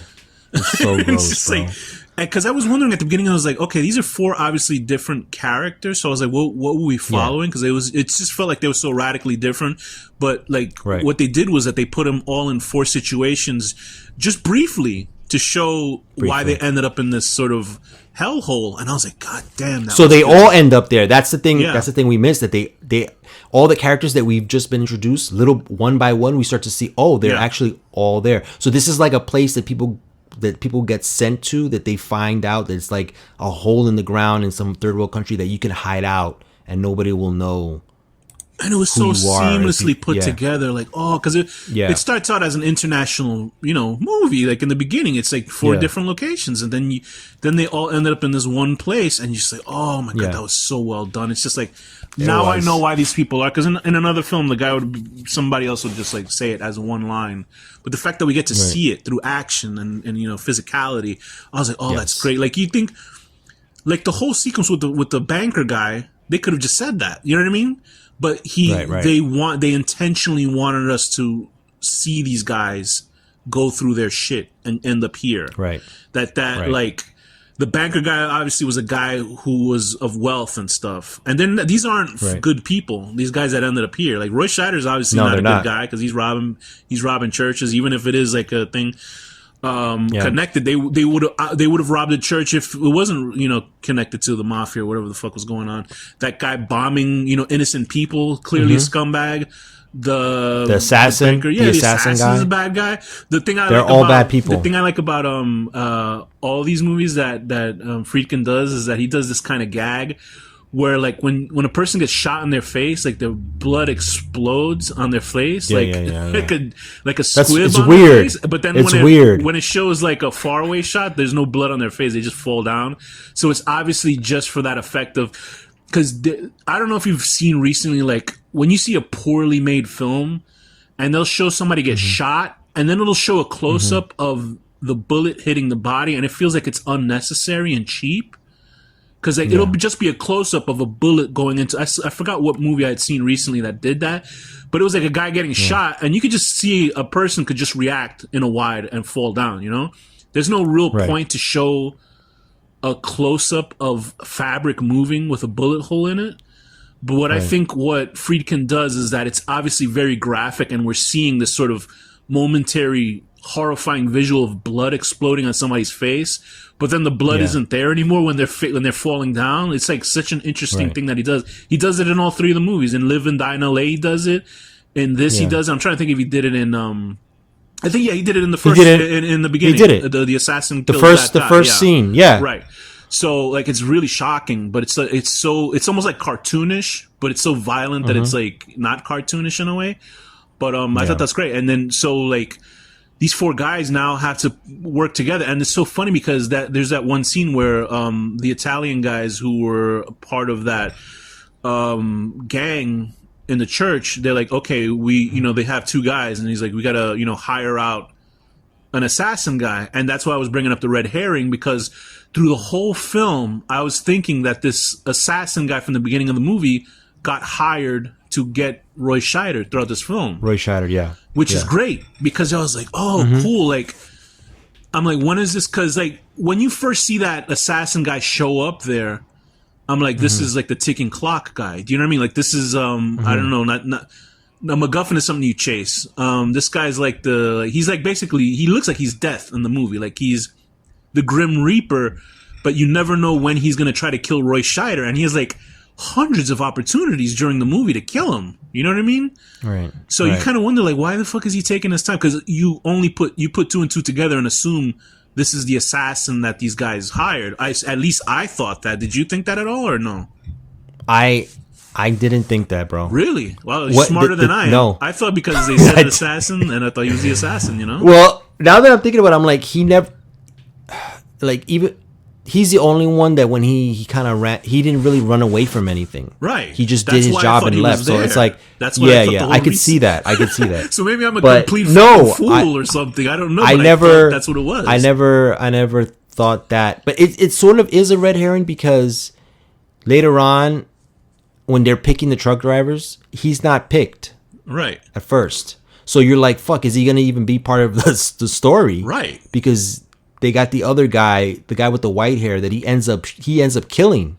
Yeah. Because he wants to get out of there too. He wants the money. And that's what I thought. In a way, I thought that he killed that guy so he could get in the truck with so Roy he could get Roy Scheider. Right. I mean, that's why I thought that. Like, I don't think it's that bizarre of a train of thought. No, it's not. It's not. I don't know what it was. I was like, I hope that's what Friedkin meant, unless I completely thought this up. But that's the only logical sort of stepping stones that I took, because like, this guy's there, he's not talking to anybody, he stares at other characters, and there was an assassin. They're gonna hire an assassin to kill Roy Scheider, so obviously they must have found him because he had to go out of country. And only the punchline at the very end is they didn't hire this guy at all. It was it was a fluke that he happened to be an assassin, and they were looking for an assassin at the end. But why don't we talk about the main thrust of this film? What is going on with this country? So this country is is in there's like some sort of what is it, like a Is it a junta It's not or I don't even know what the word for I don't know. junta. All I know is junta is used with like militaries taking over countries, and I guess militaries are there's some taking sort of over. It's like sort of looking motherfucker that he's like right. putting It's like propaganda all over the walls. some sort of tyrant is taking the country over or something, and so there's some turmoil happening, and then there's I guess they're an American oil company, Right. oil-based Yeah, company, yeah. right? They're drilling somewhere in the same vicinity. It's not close, but so the whole idea of the story, the whole narrative is there's an explosion that happens in the oil where they're drilling, and the oil starts burning, and so it's burning out of control, and they can't stop it.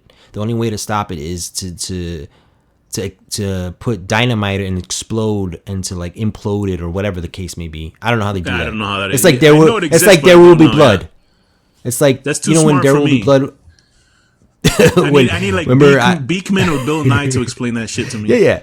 So the only way to stop this fire from burning uncontrollably is to get a large amount of dynamite to blow it up. So they have dynamite, but it's been stored for like a year or something. Right. So it's seeping out. It's seeping out the nitroglycerin is seeping out of it. So it's very, very dangerous even to hold. They're like, if you rock it too much, it'll explode. They do a quick scene where the guy takes the nitroglycerin in his hand and like throws it on a rock. Yeah, because the part? first stick was dry. The first stick was just dry because he was like, "Oh, it's only a year," and then he started fingering the ones on the bottom, which still had like liquid, and his fingers Right. were like still had that juice on it, and he just threw it on the floor, and that shit exploded. It reminded me of that scene from Die Hard with a Vengeance when he tests out. I don't know if you remember that scene when they test out that explosive Oh, that okay, you yeah. like mix them, and he throws like a paper clip on the floor and it Yeah, explodes. yeah. It's like the same thing. So it's pretty much showing that this nitroglycerin dynamite is really unstable. Right. Friedkin knows how to shoot an explosion. If they told me that Friedkin was filming a bomb on a set, I'd be like, I'm gonna go somewhere else because the explosions in this movie are fucking frightening, bro. The explosion at that school or whatever that temple is at the beginning. There's people inside that explode. You see people get blown away in that shit, and I was like, oh my god. And then when this thing that happens where the guys are just working on the field and they get blown to smithereens, I was like, Jesus Christ. It's just like the explosions are shocking in this movie. Like they're really like visceral. They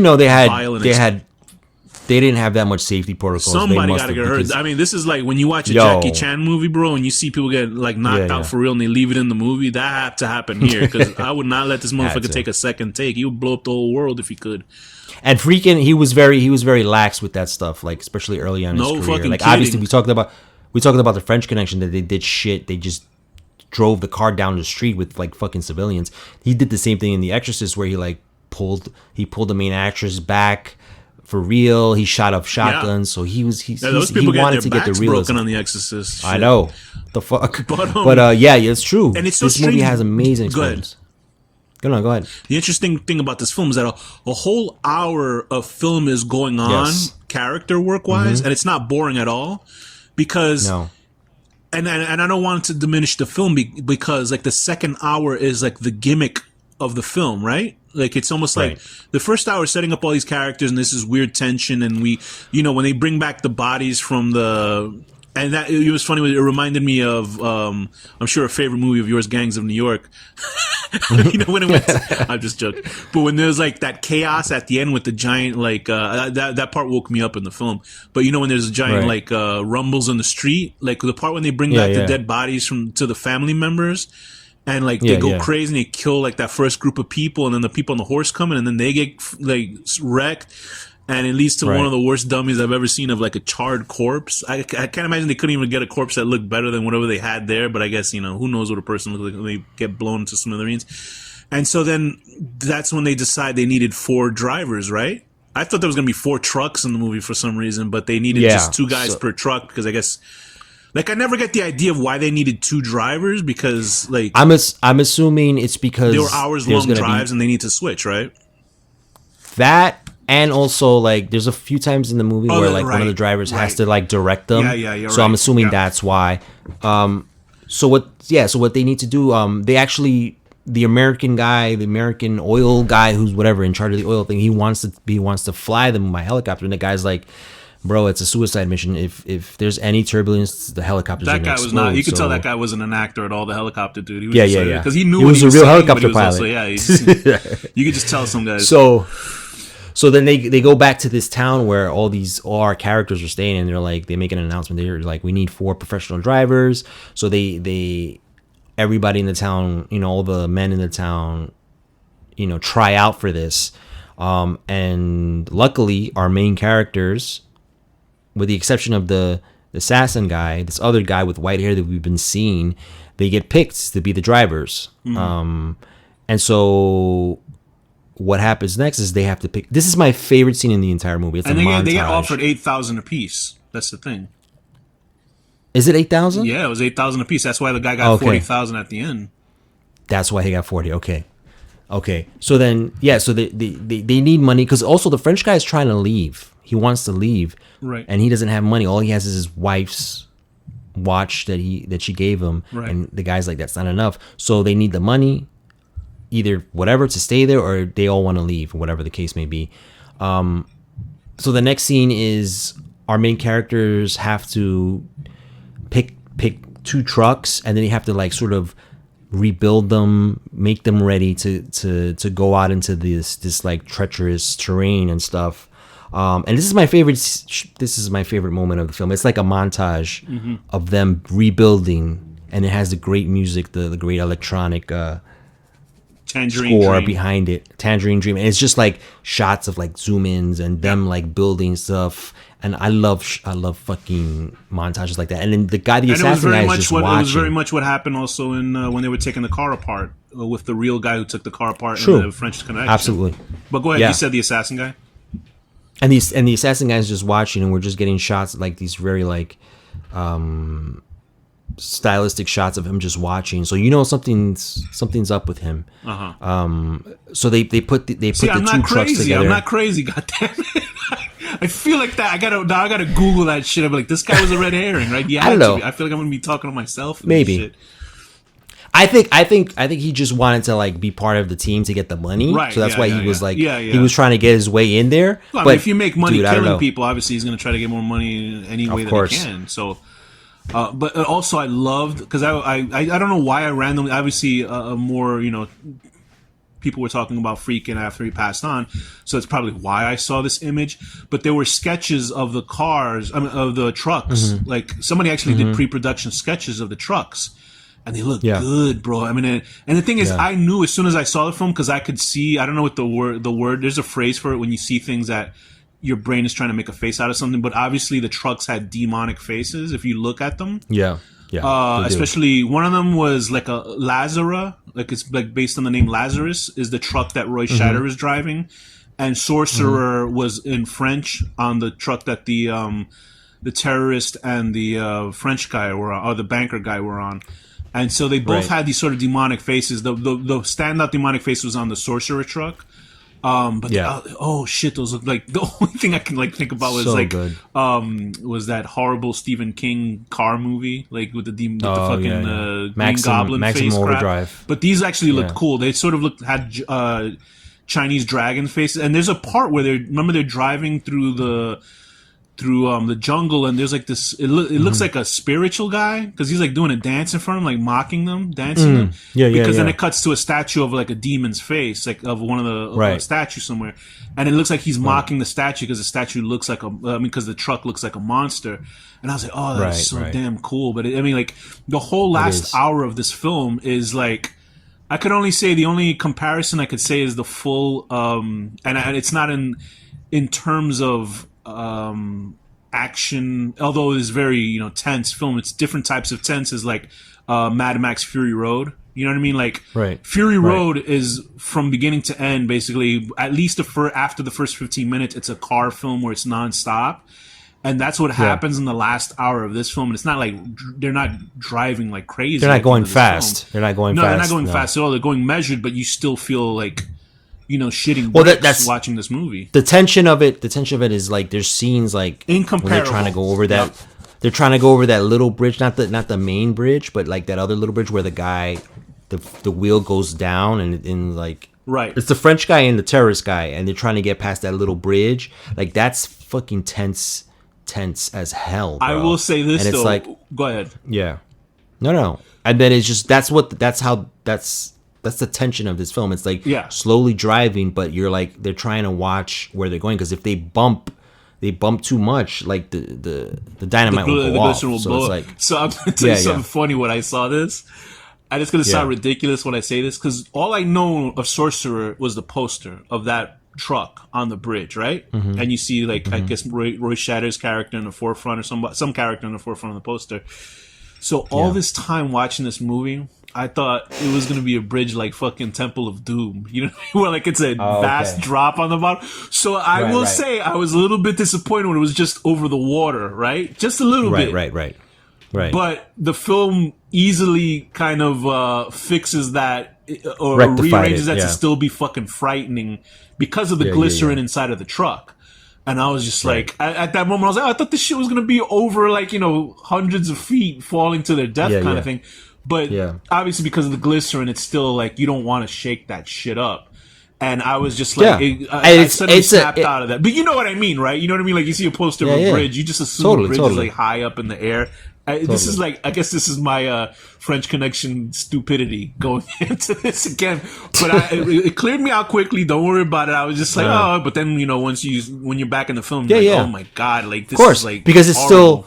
still a danger because it's like it's like a river that's moving really fast. It's raining extremely hard. It's windy. The thing is rocking back and forth. So even if it falls into the river, they're fucking done. Oh yeah. And the guy, one of the guys falls in. Oh yeah. Right. The guy and falls the car, in and the truck keeps going forward, and you think this motherfucker's gonna get crushed unless he lets go. That, obviously they had to put the crates inside of sand. That's how much of a preparation they needed to do. Like I would have buried the fucking shit in sand. I wouldn't have had even peeking out of the sand. You know what I mean? Just out of fear. Yeah. But it's an intense. It seemed like they didn't do that much. No, it seems like they didn't do that much to hold it. I'm like, yo, bro, that could move, bro. Like, I know, do a little bit more. Like, there's got to be more sand than where they were. But so the guys that we're following for a lion's share at the beginning are the banker and the terrorist guy, and they make it through because Roy Scheider and his pal went the other way. They went the opposite direction, and they had that little argument. And it's weird that both bridges sort of led to the same area anyway. Yeah. But then they're like, you almost get did you ever see that episode of Twilight Zone with the guy who just wanted to read and tell the world to fuck off, and he ends up in a vault and the whole world blows up and his glasses break and shit? It was almost like that kind of ending because Roy Scheider makes it out first, and I was like, oh shit, Roy Scheider made it out first, so he's he made the right choice. But then there's a giant goddamn tree in the middle of it, and I was like, oh man. Shit. and what I love about this scene, bro, is that it stops raining and it becomes like sunny and then just like quiet. But now they have this fucking huge ass tree branch. Yeah, tree you trunk. cannot move a fucking tree. There's no way without a device or something. If you've ever been to Roy Scheider, go ahead. No, go ahead. If you ever been to the Museum of Natural History and they have an equivalency of that tree, they have like one of the rings of a gigantic tree, like a real tree at the Museum of Natural History. If you've ever been to it, it's the size of like like a wall. It's like the size of a fucking wall, and you can't even imagine to move something that's even heavier than that. So these guys are stuck there, and you're thinking like, oh shit, is this how the movie's gonna end? But the terrorist uses his wisdom. I guess for something good this time. Roy Scheider, he kind of freaks out because he's like, they're like, all right, we're not gonna be able to get through this. We're done. And he's like, he starts chopping at the forest. He wanted to cut up the trees, right? There was like 6 or 8 trees. He said on the opposite end. And they're like, no, that's impossible. Because if you cut the trees, how are you gonna move those trees? Yeah, exactly. So the one guy is like, he devises a way to use some of the dynamite, the nitroglycerine. Because they only needed 3 of the cases, right? Like one of them was a backup truck if one blew up, I think. One was that's why they were okay with exactly.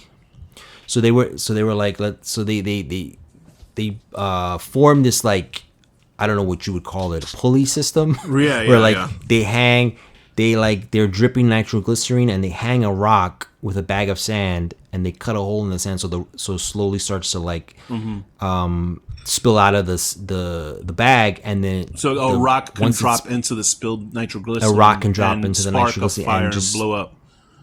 It was very A-Team. If you've ever seen A-Team before, Very A-Team, yeah. Every episode of A-Team had this sort of scene in it. I wonder if A-Team took from this movie, honestly. maybe.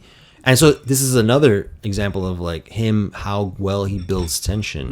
Because there's no music, it's just sound effects. And then, so obviously the sand falling out is like a timer. So they have to, once he hits the hole, they all scatter and try to run as far away as they can from the explosion. And you're even almost let me rooting tell for the you- terrorist guy to get out of the way Yeah. before it blew up. That's how like And they intense all it get is. they all finally run away and get to a spot very far. And bro, this is one of the most craziest explosions I've ever seen on film, yeah. bro. When that shit explodes, it disintegrates the entire fucking. It's amazing. Yeah, it's yeah, one of the greatest explosions ever. It is. It's great because it's just gone. Like what's the because I was like, I know I saw a fucking disintegrated. tree there. Like trees obliterated beyond this dimension, bro. This shit went to somewhere else. If you've ever seen Japanese cartoons, that shit went to a different land with aliens on it. But yeah, It's so scary as hell though. You're like you go, all right. These guys are the 4 biggest scumballs in the world, but you're happy that they made it through. You know what I mean? It's so strange because you're like almost on this big journey with them, and it led to something that, bro, it shocked me. I thought, okay, they're gonna make it. They're all gonna make. I don't know why I even thought that, even for a minute. Talk about the French guy. I mean, the banker and the terrorist guy, bro. Because I was just like, oh, dude, you should have seen my face, dude. I was just like, what? It's fucked up, No bro. kidding. So they're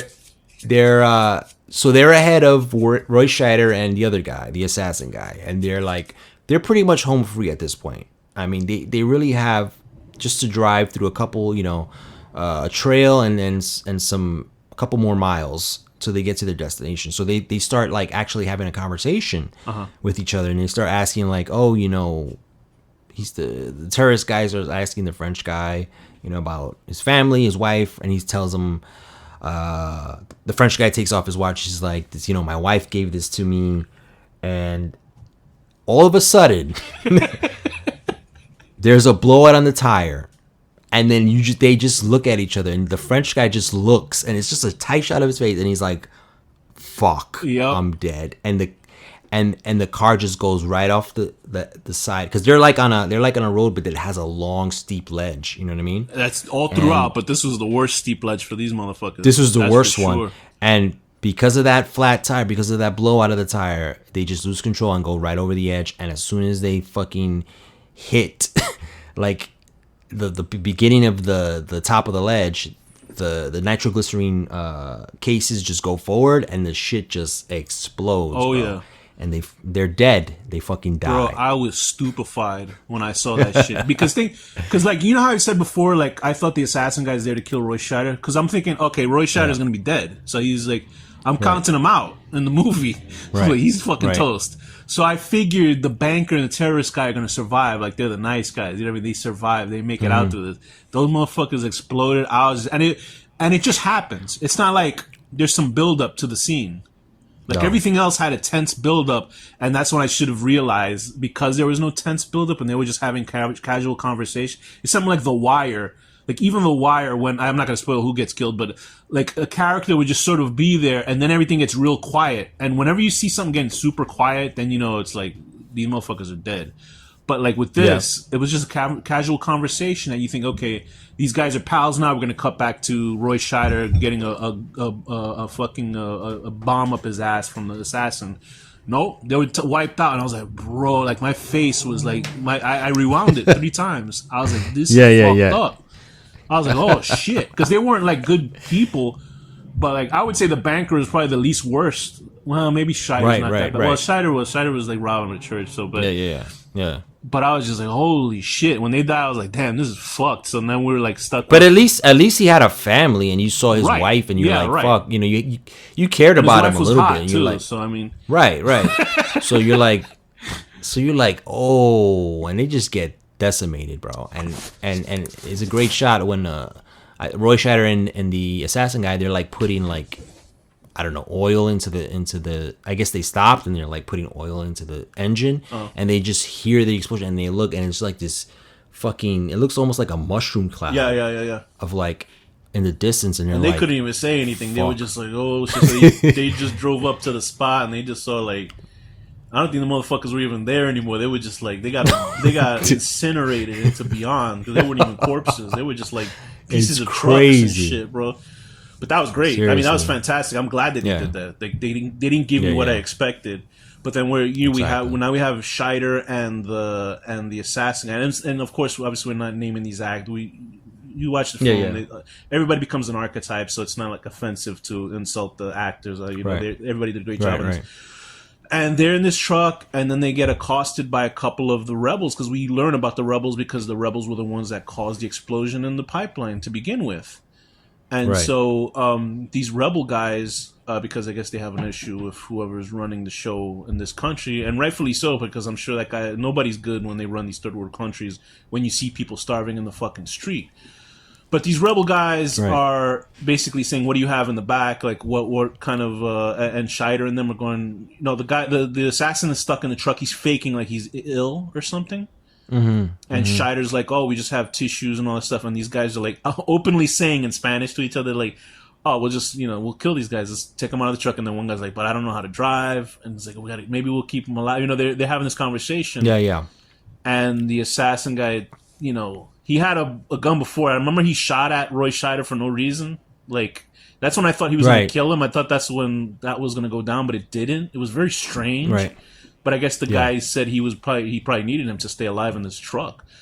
And, they shoot them. The assassin guy gets shot himself. And then Scheider, I forget if he stabs the guy or shoots him or something like that. But either way, those guys... I think he hits him with the gun or something. He takes the gun. He might have shot him too. Yeah, but they definitely all those guys get killed, and they get killed. And so he gets back on the truck, and the assassin guy's dead, and there's almost like a bonding scene between two of them. And this is my. But the assassin guy gets shot, right? The assassin guy gets shot. The second he shot the first guy, he gets shot himself. So he's got a fatal wound, and they're talking about going Managua with the best horror there or something like that, and so they just keep driving on, and there's I think the assassin guy dies mid drive. Well, there's a whole sequence where they're driving through this it's not a desert, but it's a desert, but it has blue lighting and shit. It's almost like it's day for night. Yes, but it's done well because it's trying to be very abstract and weird. It was definitely a 70s freak out shot. For sure. Right. It was so I love the lighting in this great. fucking sequence. And then it honestly made me question if Scheider died at the beginning of the film or something, because it goes back to that part when he gets rolled and tumbled in the car. But I was like, man, it can't be this complicated, making up all these motherfuckers just for him to die, because he didn't know about any of the other characters. But it gives you that sense that maybe he died sometime in the beginning of this film, because I thought this is what I thought. At this part, I was like, "Uh-oh, is this how this movie going to end? He just died. He's been dead this whole time, and he's been driving. And this is all meant." And I'm glad it wasn't. But for a moment there, you're like, "This guy's dead, or he's dead, certainly dying." Because Scheider's he's blue. He's having a freak out. Yeah, it reminded me of you ever seen Bill and Ted's Bogus Journey, the second movie? Yes. That's what it reminded me, because they were driving around that area with death and stuff like that. So but it's very cool, and it's very freaky, and I'm sure it was a pain in the ass to edit that shit, especially in the time frame that they were in. Oh my god, it must have been a nightmare. Yeah, and he does these shots where it's Roy Scheider's we're looking at him head on through the windshield, and then it's superimposed to the terrain of where they're at, right? Where it has a lot of little mountains or whatever. Yeah. And then on top of that, he keeps having these flashbacks, and then the guy who's dying is laughing, and then it's and then they do these weird thunderclaps where right. Thunder goes through him, and then it freezes for a second. Yeah. It's just cool shit. It's cool. Just cool shit. And Scheider makes it through. His character makes it through. He makes it through. The guy dies because he Scheider kind of snaps out of this weird, because he heard a laugh that he's going through. He heard the assassin guy laughing, and he said, "Fuck this," and he took him out of the truck because he felt like if he kept him there, he'll totally lose his mind. Because I think he didn't have any water or something, and you know what I mean, like obviously he was running on fumes himself because this guy had died, so he didn't get any sleep to drive. I assume that's what was going on, and he was losing it. So he was like, "Well, I got to do this shit myself." So he throws him out, and then the truck breaks down. Right, the truck's like totally dead. It either damn, I just watched this too. The truck blew up because I think the lights were on, but it just didn't. It just stopped moving. So that's why he decided to take the crates with him. I think it died, and then he just starts carrying the crate. He only could take one crate. Yeah. Right. And you watching that motherfucker walking funny with that crate, and you're like, this motherfucker's gonna drop this crate and blow himself to Jupiter or something. But he makes it. Like he makes it. They got their crate to blow that shit up. Obviously, it was strong enough for that. He gets to 40,000, right? Like, because there were like the corrupt like officials before that were threatening. There was something like, you got to give us money to stay here and shit like that because your name is not Dominguez because he doesn't look like Dominguez. Right. And I always like, for some reason, because the way that the cops are kind of just sitting around him, like it made me uneasy. I don't trust the guy who giving him money. Like I guess those guys were okay, the oil guys, but there's just something you're waiting for that other shoe to drop because this whole film has felt like very uneasy the whole time. And then he asks that lady for a dance. His ass shouldn't have asked her for a dance. I tell you that. He should have just got in that fucking car. That's what happened. He should have just left. Because the big reveal at the end is what? So he's inside. He asks for dance, and at this point, he's all cleaned up. Like this is the most like well put together we've seen Roy Scheider probably since the beginning of the film. So he's like he's victorious. He's got his money. He's ready to like move on. And it cuts to the outside, and a taxi pulls up, and somebody steps out, and there's it pans up from the feet to reveal that it's the guy from the beginning. The mafia guys, the two mafia guys, the two mafia guys, and his friend who like gave him the ticket. So you're like, fuck, this guy, he betrayed him. He led the guys to him. You know what I mean? Or maybe this was his whole plan in the beginning. But I don't know. How did you read that? That he betrayed him? I think that he betrayed him, but also I don't know what's gonna happen in that bar because it seems like there's a lot there's cops inside that bar. Do you know what I mean? Right. There's, but who knows if those assassin guys probably gave money to the cops because that's why they're watching him. Do you know what I mean? The oil guys are certainly fucked unless the oil guys get out of there. But there's nothing good that's going to happen in that bar. Something's going to go down. Absolutely. So these are the guys that wanted to kill Roy Scheider before he left. I think he was in New Jersey or some shit. Yeah, it was Jersey.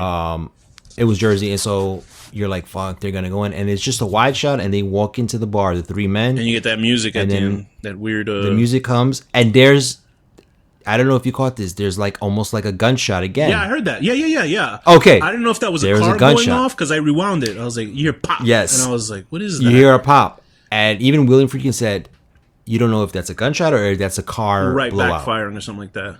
Backfiring, and I was totally happy with that ending. I mean, me too. I felt bad in a way, but then I realized that motherfucker got himself in that situation in the first place. So absolutely. So I was just like, but I liked it. I thought very much. I was like, because Sorcerer was the one that made me go, oh shit, I'm going to see more of Friedkin's films. You know, why did I sleep on Friedkin's movie so long? Although obviously I saw The Exorcist and a couple of his other movies, but I was just like, oh, like it was so easy to watch. You know what I mean? Right. And I don't mean that because it's a simple film or, you know, it's sort of like made for the masses type of film, but it was just so engaging and so tense that you kind of need more when you watch it. Exactly. And again, Friedkin is also doing like these little moments of stylistic stuff, like that whole sequence at the end where he's like cutting like these really abstract shots, and he does that in almost all his films, maybe except French Connection, but even The Exorcist has like dream sequences. Oh yeah. That are really fucking freaky, and it's like he does these very easily digestible films. Yeah, but then he always adds these artistic moments in them. His artistic stuff is minimalist and realistic in a way.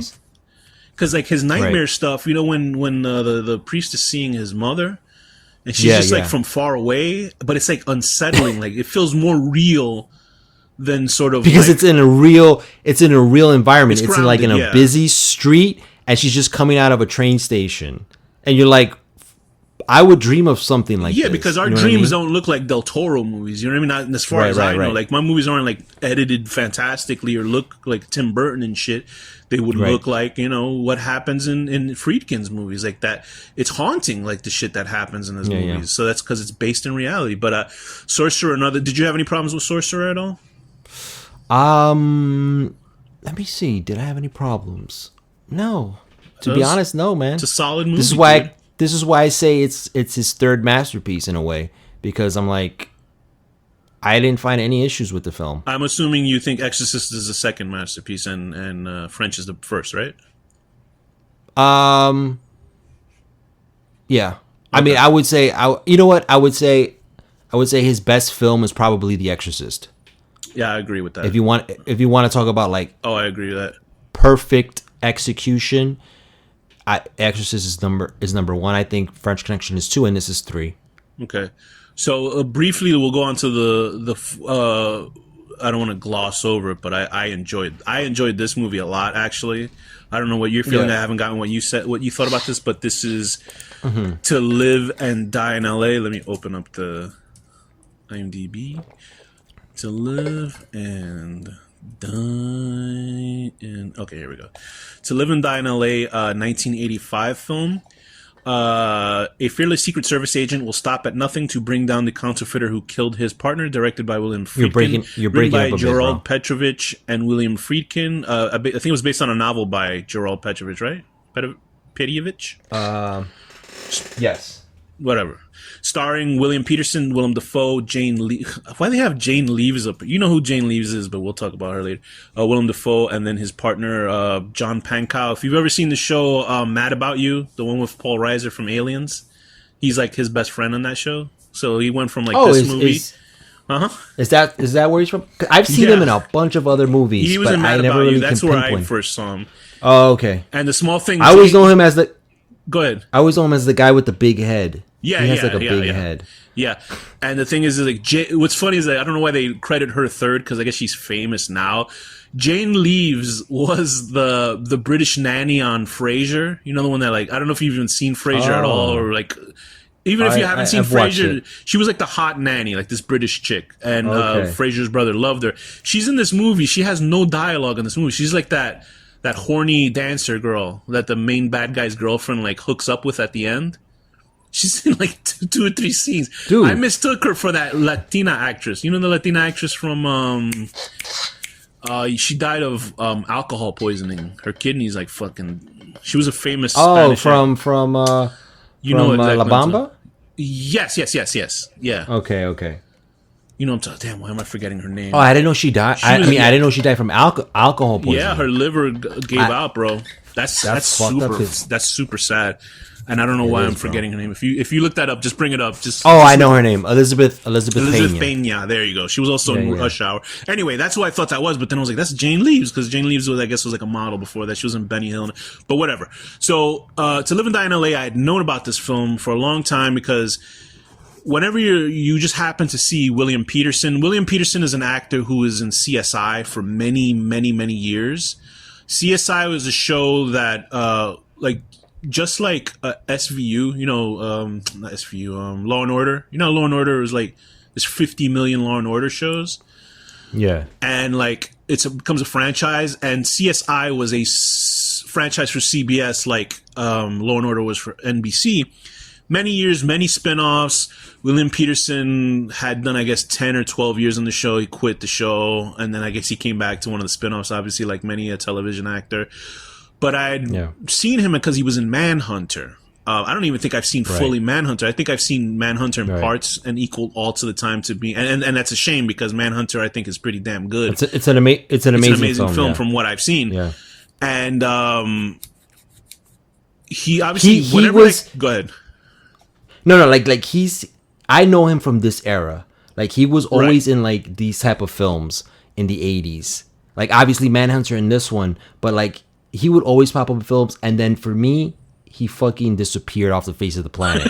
Like, He was in maybe a couple films in the 90s. I know he was in that film with Mark Wahlberg. Presence. I think he has a good screen presence. But other than CSI, which I totally forgot he was on, because I've never watched that show really. Me neither. This is all I've known him from, like these type of films in the 80s. Yeah. Go ahead. William Peterson is the main character in this film, and because I know I told you so, maybe I made a bold leap, but it felt like an 80s sort of spiritual successor to and you would violently disagree, I will assume, to the French Connection in a way. Yeah, I see that because it follows a lot of the same things. An FBI guy gets killed. The main character is making very questionable moves. There's a fantastic car chase scene in this movie. Fantastic car chase scene in this movie. Absolutely. And there's not a done really well. Huh? Done really well. Yeah. Really well done. And there's not a dubious gunshot in this movie. It was a gigantic spoiler that I had spoiled for me a long time ago. Because it's so shocking, and I was sort of waiting for that scene to happen because I just remembered crystal clear that he gets shot in a locker room. So when I see him in the locker room, I was like, "This motherfucker's dead in this scene." But then it doesn't happen. But then it happens about 15 minutes before the end of the film, and I could imagine people watching this in the theater because the thing is, like, William Peterson's character is not a good guy. He's a good guy in principle. Wow, that's what a surprise in a William Friedkin film. I know, right? Yeah. And but he's like a real scumbag too. He's scum. He really is a scumbag because just for he's holding this woman who's out on parole, and he's he's baiting her, saying, "Oh, if you don't do this, then I'll arrest." He basically sexually assaults her towards when he gets that big when they get away with the FBI guy's money. He sexually assaults her. It's because she's saying no, and then it just kind of cuts away from what happens. But anyway, so he's playing Richard Chance at the very beginning of the film. He's like a Secret Service guy, and he's working with his partner. And it couldn't be more obvious of an 80s trope of, I only got 3 days left. I'll go do this job by myself. Don't worry about it. It's the biggest partner's gonna drop dead. He might as well just died right there on the shot. Right. But the guy with the logistics of the terrorist guy blowing himself up, but they both survived, kind of didn't make any sense. But whatever, I guess that Friedkin, that wasn't in the book apparently, and Friedkin put that in just to show but how these guys were. The guy, the guy, his partner who was on the fucking right underneath him survived. I'm like, what? I said, there's no way he survived, bro. He was right in the blast. Unless that explosion created a wormhole that the partner fell in and then fell out normally, because that made no sense because he was underneath him. The guy flipped out over him while the bomb was going off, and then he was just holding his shoulder. And I was like, this is sloppy right here, but whatever. We'll just watch the movie. Anyway, so it all leads to also the great Willem Dafoe is in the movie. He's playing the bad guy. And I think he does a great job. He's compelling. He gets more screen time and more sort of personality than sort of Alain. I forgot the bad guy's name, the frog from French Connection. So we get to see him a little bit more. But I think people try to make it a little bit more deeper than it is because Dafoe is sort of I wouldn't say he's living a Patrick Bateman lifestyle without being a psychotic murderer, even though he is killing people. He's got his girlfriend. She's new wave. This movie is drenched with 80s, oh shit. The soundtrack. I don't know if that, I guess, I don't know. The music was horrible, bro. Oh, did you hate it? I dug it, man. I dug it. I dug I that. did. I think it was a little bit repetitive, honestly. I get what you're saying, that it's repetitive because there was some moments that were cool, but it was just too 80s upbeat retro shit for this the band. type The of band film. is that made the Wang soundtrack Chung. was Wang Chung. Everybody have fun. That song, but they also did have a great song that's used when Richard Chance visits his girlfriend or whatever, on and off girlfriend at the strip Dance bar. All Days, right? Dance All Day. I love that song, and I was like, oh man, that's so good. So I don't know if that song was popular because of this movie, whatever. But so Willem Dafoe is a counterfeiter. He's an artist, and so he uses his skills as an artist, which was a great idea, honestly. As an artist, it makes sense to make your own money, and that always makes me wonder about artists. Why don't they just use their own money, like a counterfeiter? I mean, Like, just use your own money, but I guess they would know the source of the counterfeit pretty quickly if you're, making your own cash. And I would just be like counterfeiting $5 bills, bro. I wouldn't be going crazy with that shit. But Willem Dafoe has his like henchman with him. I don't know what the name of the henchman is. Even John Turturro shows up in this film. So William Peterson's partner is obviously John Vukovic, who's played by John Pankow, the guy that we talked about before. And so let's get into what you just didn't like about this film, and how does this film stand up to his other movies? Because you said he fell off a lot, but you never really say how many movies of his you've seen. I've seen a good amount of them. I've seen a lot of the ones he did in the... You saw Cruising, right? You said that wasn't really up your alley. That's the film where he fell off for me. That's the beginning of the end. It's Cruising. I think Cruising is early. I think it's 1980. Okay. Or 1981. It's 1980. So that's the film where he was like, I remember renting this film because I started to get into Friedkin from French Connection. I was like, I got to see more of his films. And I always used to see this film in the video store. It was Al Pacino's face. Looking like scared in the front, and I was like, what is this film? And I rented it, and I was like, first of all, I didn't know what the fuck it was about, and it was just like, holy what a surprise. shit. What a surprise, I assume. I was like, what? And then, but it wasn't even that. I was like, okay, I'll get into this, man. But it just wasn't a good film. It just wasn't good, and I was like, damn, I can't believe... What was wrong with it? Without spoiling, because I haven't seen that myself, and I do want to see that movie, but what was wrong with it? Pacing or action? It's just, it just had I think pacing, story, very, very... It just was very sloppy in the sense that it didn't have the Friedkin touch, like his sort of like documentary style. I felt like he tried to do more like subdued stuff, and I think when he does that, his films don't work. Like, I feel like that's not the style he's made for. And so then this is another. So like I've seen a bunch of films from the 90s that he did. There's one film in the 2000s which I actually like, which is called The Hunted with Tommy Lee Jones and Benicio del Toro. Okay. My dad have you ever seen that film? I didn't even know he directed it, honestly. I didn't even know he directed Jade. And Jade was like... Oh, Jade is another one. Jade was sold as like Basic Instinct. That's all I remember about that movie, because it was like Angie Everhart, and just for like regular. But it was the same screenwriter. Yeah, it was the same screenwriter as Is it Basic Esther House? Esther House. Yeah. He sued. He was going to sue him because he changed so much from this original script. That's what I read somewhere. And that's probably why the movie sucked. I mean, probably. But and the fun one more thing before we get off of Jade is that, because I never saw it, and that was the movie that that actor, I forget his name, he left NYPD Blue because he wanted to be a big movie star, and then he went right into the toilet after that. Except for Session 9. I don't know if you've ever seen Session 9. Have you seen Session 9? I never saw it. No. I know about it, but I never saw it. You must see that. That is one of the greatest psychological horror films ever. Honestly, no bullshit. It's one of the greatest movies I've ever seen.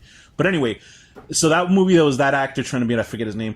And then also it had Angie Everhart, I think it was, the redhead actress. I think she was in that movie. I think it was her. And I remember I remember from her is that she was smoking hot. Like back in the 90s, right? She was a beautiful like Sports Illustrated model.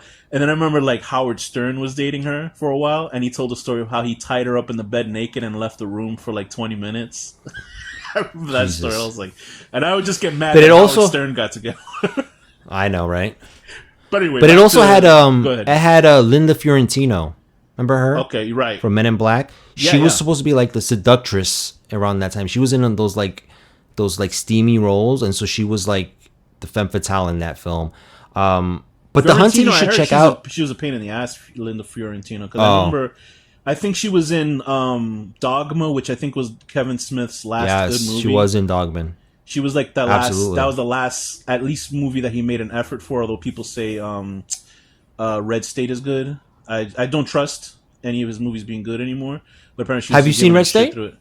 I saw the ending of it, and I thought it was incredible. Ending of it. Red State is a good movie. But I think because it has that actor, Michael, what is his name? Michael something. Michael Parks. Michael Parks. But no. But it's a good movie because his directing is really good in it. Like he really changed it up. It's like visceral. Okay, I'll give that a look. Like you would never think Kevin Smith would do something like this. And I'm like, bro, he should have done more. But I forgot what movie. I think it was Cop Out. He started smoking weed, and then that became his thing. Like he stopped weed recently. But once he started getting into weed, all his shit was like, oh. But like Michael Parks, it's not gonna help. It's not gonna help. Bro, when if I he saw stops. Michael Parks and I saw Kill Bill Part 2, and there was a Spanish guy in the movie, a Latino Oh, guy. yeah. I was like, oh, this guy's good. And then I saw it was Michael. I was like, that's a white guy? Yo, bro. I was like, this guy must have been eating some reina de papa. He was eating some, plátanos on the He's side. 'Cause amazing. that was the most Hispanic dude. I was like, yeah, this guy's Hispanic. I don't care what anybody says. But anyway, so that was did you see Jade at all? Did you see anything else or? I saw Jade. I saw a couple. I saw a lot of the films he did in the 90s and 2000s. And for me, Cruising was the one. And then I think it just kept with each movie. It had good concepts, but he just wasn't executing them correctly. Okay. I felt like there was always something off. And even So Live and Die in LA, he lost whatever he had. he lost his, if you want to say, his mojo. I feel like he was made for the 70s, and he was made for that induced documentary style. And once he started to try to get more slick, let's talk about To Live and Die in LA. Like, I feel like this film also suffers from that. Okay. To a certain extent, it does. Do you feel like MTV, it just has that. MTV gave that sort of influenced his making of this movie? Probably. I think he was just trying to change with the times, but he still wanted to keep his like nihilistic filmmaking sensibilities, but it didn't vibe with it, because he, like I said, he has some of the greatest shots in cinema history. Like The Exorcist has like at least 3 or 4 great shots that have ever existed, but he's not a great visualist. You know what I mean? So like when he's not doing the documentary, there was some weird edits here. Like for no reason, there'll be shots of like the performance troupe. The girls' faces, right? Yeah, just cut into them. I'm like, what's this about? Because it felt MTV very much shepherded in ADHD sort of filmmaking, and with their music videos and stuff. Because music videos were very quick and very fast, and that's how commercial culture is. That it's just you need this information in your brain now, and it had weird cuts like that in this movie that didn't make any sense at all. But even just like blocking stuff, like when he's blocking dialogue scenes, like when he's not doing like the more like handheld stuff like he did in French Connection, where he's following people, when he just has like static shots, it's really just like uninteresting. And I felt that in all his films, and especially in this one. But I will say, this film, it's and it has a little bit of that over the top feeling because of the 80s. It's so dated. Yeah, this film feels so dated. It's very but like neo noir though. It's neo-noir, but it's dated because of the music and because just the style of it. But like, it's weird, like the films from the 70s don't feel dated. It's a weird thing. No, I know but what you're saying. This one does, but with saying all that, I did enjoy this one. Yeah. I think once that car chase happens, everything after is really good. And I'm not saying the stuff before is bad, but it didn't have that and freaking the thing is, heft. it kept its 70s nihilism in this 80s film, where every other 80s film, like Lethal Weapon, they made it through. You know what I mean? So this felt like an 80s film, but it had that nihilism of a 70s movie in it. So that was I think the change up with this, because it felt like, to me, this is much better than an average 80s sort of action film. But there's a lot of thousands of great 80s action films, honestly. But I liked, there was something about it that I couldn't say. Maybe I was still on the high of Sorcerer and French Connection. But I think that there was something still in here, especially from that second half with the chase, because it felt the movie became much bigger with that sequence itself. And it's a great chase, like that you think it's over and it just keeps going on, but it's not like cheap extension. Like when they're driving, and then like you find out later why they were chasing him was because they were the FBI, like his the squad helping that Asian dude. And that but that's the great thing about that scene, because you're like, who the fuck is chasing him? Like, and they keep coming out of everywhere. They're coming out of I'm like, wait a minute. That's why it was good, because I'm like, I don't understand. I'm as confused as they are, and they're like fucking freaking the fuck out. Because that's what I think I expected from French, that tension of, oh shit, we just shot the FBI guy. Like that's something I figured would happen in the middle of a film, which happens in the middle of this film. So when Right. at least saw that chaos and his partner reluctantly, having to do the work that he needed to do, I mean, to help his partner because he didn't want to be a scab or not a scab, but a snitch or anything like Right. that. And it was great. And like the guy playing John Vukovic, his Pankow was great in it too as the partner because he sort of looks like a milquetoast guy. Like you wouldn't think anything sort of special about him, but he's holding his own in the film. The focus really is on Peterson's character. And I liked his performance in this a lot. He was playing a real, like, a dude that you cannot break into him. You just cannot know who he really is and how he's treating other characters around because he's so upset about his... Because he seems like a nice guy, and there's all this talking about base jumping in this film. Because he does it once in the movie, and they keep bringing it up. I was like, wait, is he going to, like, base jump at the end of the movie or something? They keep bringing it up, and I guess it's like it must be about a thrill. You know what I mean? Because him surviving jumping off of buildings or whatever like is obviously a thrill, and that's like a character thing. But I think they just kept bringing it up so much that it lost any reason to it. And I ended up enjoying a lot more than I guess you did, but maybe we enjoyed it the same amount because obviously it doesn't like really hold up to any of the other films. But I think it's much better than average type of action film. Yeah, it's better than the average film. Based on just like the story and like the twists and the performances and some of like the mood a bit. I felt like this movie would have been much better if it was just like a little bit moodier, like darker, right? As far as like, but because it feels like that 80s uplifting, like colorful, vibrant stuff, which I think kind of works, but I don't know. It's just very uneven to me when it comes to that. But I still enjoyed it. Like I appreciated that they blew him away though. Like I appreciated that they actually just killed off. Dude, like when I found out the guy was an FBI agent, I was like, oh, this is a good twist. Like this is a good like addition to the story. And then his partner was very like. Obviously, you would be nervous in that situation because he's like, dude, we just drove through the fucking city. They're gonna ID us eventually, and he's such a like he's such a live wire. Like I guess that's why the base jumping comes in because he doesn't care. You know, he's what do you call it? Like a thrill junkie. Somebody who's just thrill junkie, or he's unhinged. Like he doesn't care about consequences. Right. He's doing everything he can to like he's detached get the from guy, but reality. Yeah, and his partner is so scared, like they're gonna get caught. And he's like, they're not gonna catch us. You know what I mean? He's obviously a character who, if he took a different road in life, he would have been the bad guy. Do you know what I mean? He would have been a criminal. He does criminalistic things in the film. He's very much a criminal in this because like the way that he treats that girl. Like he treats her like fucking trash, and like there's question if she set them up by making it the FBI guy that they robbed. You know what I mean? Because she probably was like, so she could get him out of her. She wanted to get back at him. She wanted to get back at him, or get him out of her life. Eventually, unfortunately for her, she ends up in the same spot in the beginning because then this guy becomes like him part 2.0. You know what I mean? He becomes a bad guy at the end himself. He replaces him. Which doesn't make any sense because, like, obviously I figured they would figure out he did all that shit and, like, they were doing an undercover sting without any legal, recourse. You know what I mean? Like, Willem Dafoe's character gets killed at the end, which was... I thought Willem Dafoe was actually going to get away with it towards the end of the film. Me too. But then he gets the whole spectacular 80s death and he gets burnt alive and fun, which is pretty funny. But I liked it. You're right. It was very over the top and very like cartoonish. But I think that at least he was trying. Like apparently he didn't try anymore after this movie, according to you. But let's not end it on. I don't know. I haven't seen this movie. I think it's definitely worth a watch. It's definitely, now that I've seen it fully, it's definitely up there with his best films. Okay. Absolutely, because this film has a lot going for it.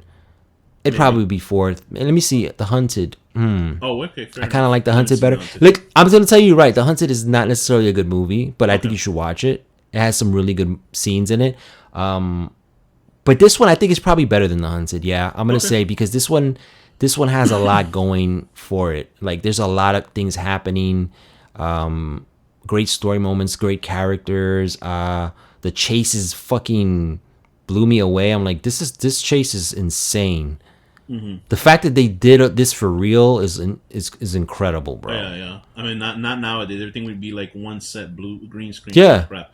But so let's not end on To Live and Die in LA, let's talk just a little, because we already have an episode like this in the past, Archives, and I know this is a movie we can probably talk about forever, which would be The Exorcist. So why don't you give a little bit summation of what your feelings on The Exorcist that nobody else has ever said before? Oh shit. So The Exorcist. Hold on. Before this, at least Exorcist now is in the good hands of David Gordon Green, right? Oh man, I can't wait. I think William Friedkin's last words were like, "I have nothing to do with this new movie," because there was a rumor that he was like a producer on it. Oof. And I think he fucking came from his deathbed to say that shit, because he was like, I just want you guys to know I have nothing to do with this film. Okay, I'm spitting that out of my mind. The David Gordon Green crap. Okay, so please, your thoughts on The Exorcist? Probably Friedkin's greatest achievement in cinema. I think it is his greatest achievement in cinema. Absolutely. And I think it has laid the groundwork for many, many horror films. There were horror films before this, The Exorcist, but I think Friedkin captured something in the very... we'll just get into the conversation. Why don't you tell me what you think about The Exorcist? So The Exorcist is absolutely his greatest achievement. It's a masterpiece. It's a film that is based on a book that is also a masterpiece. William Peter Blatty, William Peter Blatty's book, which I've read 3 times in my life, and it actually scared me more than the movie did. I'm going to be getting... You know what? I will be getting the audiobook, so I'll be listening to that. It's this, just a quick recap. This film probably ruined my childhood, but I never saw it until I was like 16, because I was so scared of it. Yeah. That I finally got the balls to see it when I was 16, and I didn't even watch. I watched the television version. Oh yeah, so I watched same. The strip. I would change it. I watched the stripped down version first, and then I was like, okay, this is not that bad. Then like a week later, I think I purchased the VHS of the full theatrical cut, and I watched it, and then what I got from it was like, holy shit, this is really... I just the way I thought about it all my life before I saw it was like, it's just a horror film. It's just a down and dirty horror film that everybody's afraid of. But I'm like, this is actually a drama. Yeah, that has horror elements in it. That's exactly how I felt about it when I first saw it. And I was like, oh, this is actually a really good movie. It's not just horror. And even Friedkin has said himself, he doesn't even consider it a horror film. He considers it it just has horror elements in it, but it's really a story about like faith and these characters that are going through these, situations, and that's the way he shot it too. Like you said, there's like one jump scare, but it doesn't have to do with like the possessed girl. It's just another scene. But there's really not jump scares or anything. It's just situational horror that is extremely grounded. This movie has one... I'll let you continue, but this movie has one of the greatest edits I've ever seen. Like, it felt flawless. When the father, when he gets possessed for a second, and his face changes, and it almost feels like... Obviously, they must have, like... I don't know how they edited it or they shot it in scene, but it was almost flawless, the shot of his face turning normal and back to, like, demonic. Or demonic back to normal. I was like, it always happens at the very end before he jumps out the window, and I was like, this is fucking, oh my god, that is such a good idea. But please continue. Yeah, they did a jump cut for that, and they actually, in the new version, they actually like fixed it so it like transitions better. Okay, so maybe I felt like it never, because like if you see the actual version, it's like, you could tell that it's a jump cut, but like in the new version, it looks a little bit better. Okay, so then that's what I saw then. But anyway, this movie is a classic. It's inspired. It's never been. No other movie has ever come close to this. Maybe Hereditary, maybe, but even that. That's what I say too, yeah. This film is it's even... Hereditary is really a horror film. Yeah. And I feel like this one is again, it has that balance of like, it's really, if you really look at it, it's not really a horror film. It just happens to have these supernatural elements in it, but it's really dealing with these people, dealing with this situation, and so that's the thing that makes it so unique that a lot of other films can never achieve, because they just go straight for the heart. Even the sequels to The Exorcist do the same shit. So it's like, this film is just stands on its own. And the execution of it is the thing that makes this film. William Friedkin as a director is what makes this film great. The performances are great. The script is great, obviously, because it's from amazing source material, but it's his directing. It's his documentary style. And for this one, he subdued the style that he did with French Connection, and he said that was a choice, that they didn't want to go too documentary style. Like, it looks a little bit more slicker than the French Connection, and it was a choice that they did that, but it still has that Friedkin documentary feel, and that's what makes this film. And just the way he cuts things, and the way there's subtle things, that details in the film that he never explains, and sometimes audiences are left like, what did that mean? And he never explains it. There's stuff from the book that he puts in the movie, but he never explains it. He just puts it in there. And I find that amazing, because it's like a subconscious thing that he's adding in there, that even if you never know what it is, it's just there. You know what I mean? And he does a lot of that in the movie, and it's just an amazing film. I mean, it's perfect. It's really a perfect film. It really is. It's one of those films, I think, was it the early to mid 2000s when there was a giant revival, because then they decided to put the scenes with like the extra 6 minutes or whatever, or extra 30 seconds, and the spider walk down the staircase scene, which I think honestly doesn't really work, because it's kind of goofy when her face kind of comes up to the frame. But I remember when like that was back in theaters, and it was making money. It was making money, bro. It was making money. Oh yeah, I went to see it like twice. Yeah, and people were like lined up. I would see people lined up going crazy to see the film again, because it's still a frightening movie, and you always hear it as number one horror movie of all time, and it's like there's no question about it. It's just like he had the burden of making a film that changed the what a person thought a horror film can be. You know what I mean? Like, that's right. And I don't say it's a burden, but it's, you got to constantly live up to that sort of thing, which is, as a filmmaker, it's almost like it is a blessing and a curse at the same time. But the fact that it forever will be, as long as this planet's, as long as the United States, I'm sure, is like still around, that is going to be an important, cinematic, because cinema teaches the world, and the world, creates cinema itself. So it's like a cyclical thing.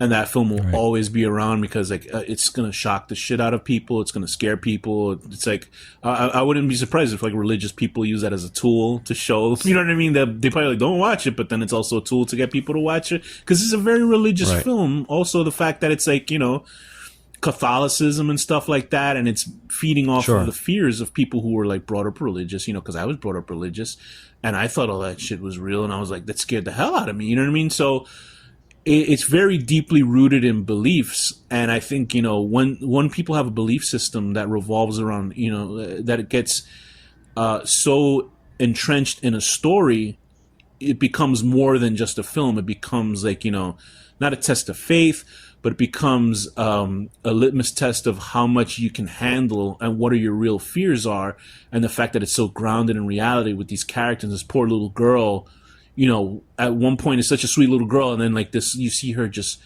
metastasizing and turning into this creature, and they're still like, oh, is this real? Is this really happening? Because there's parts where Father Marin and like them are like going, oh, that wasn't holy water, that was just regular water. You know what I mean? So what's real, what's fake, and stuff like that. Little things like that are the part where the mother's walking through the kitchen, and then you see the demon's face flicker for a second.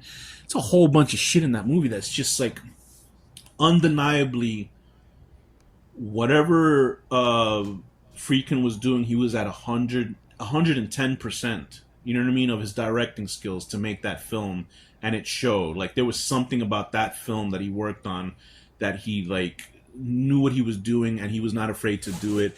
And the studio thankfully let him do what he needed to do. I don't know if there was any more sort of wackiness. I'm sure there's millions of documentaries about The Exorcist, because you always hear about it being a cursed set and stuff like that. Yeah. But the fact that it, like, he got it done, and for now, forever, that movie will exist in the annals of being an important moment in history. Because horror always gets shit no matter what, even though it's basically been forever the only sort of genre that continuously makes money and never goes out of style, even though they kind of shit on it.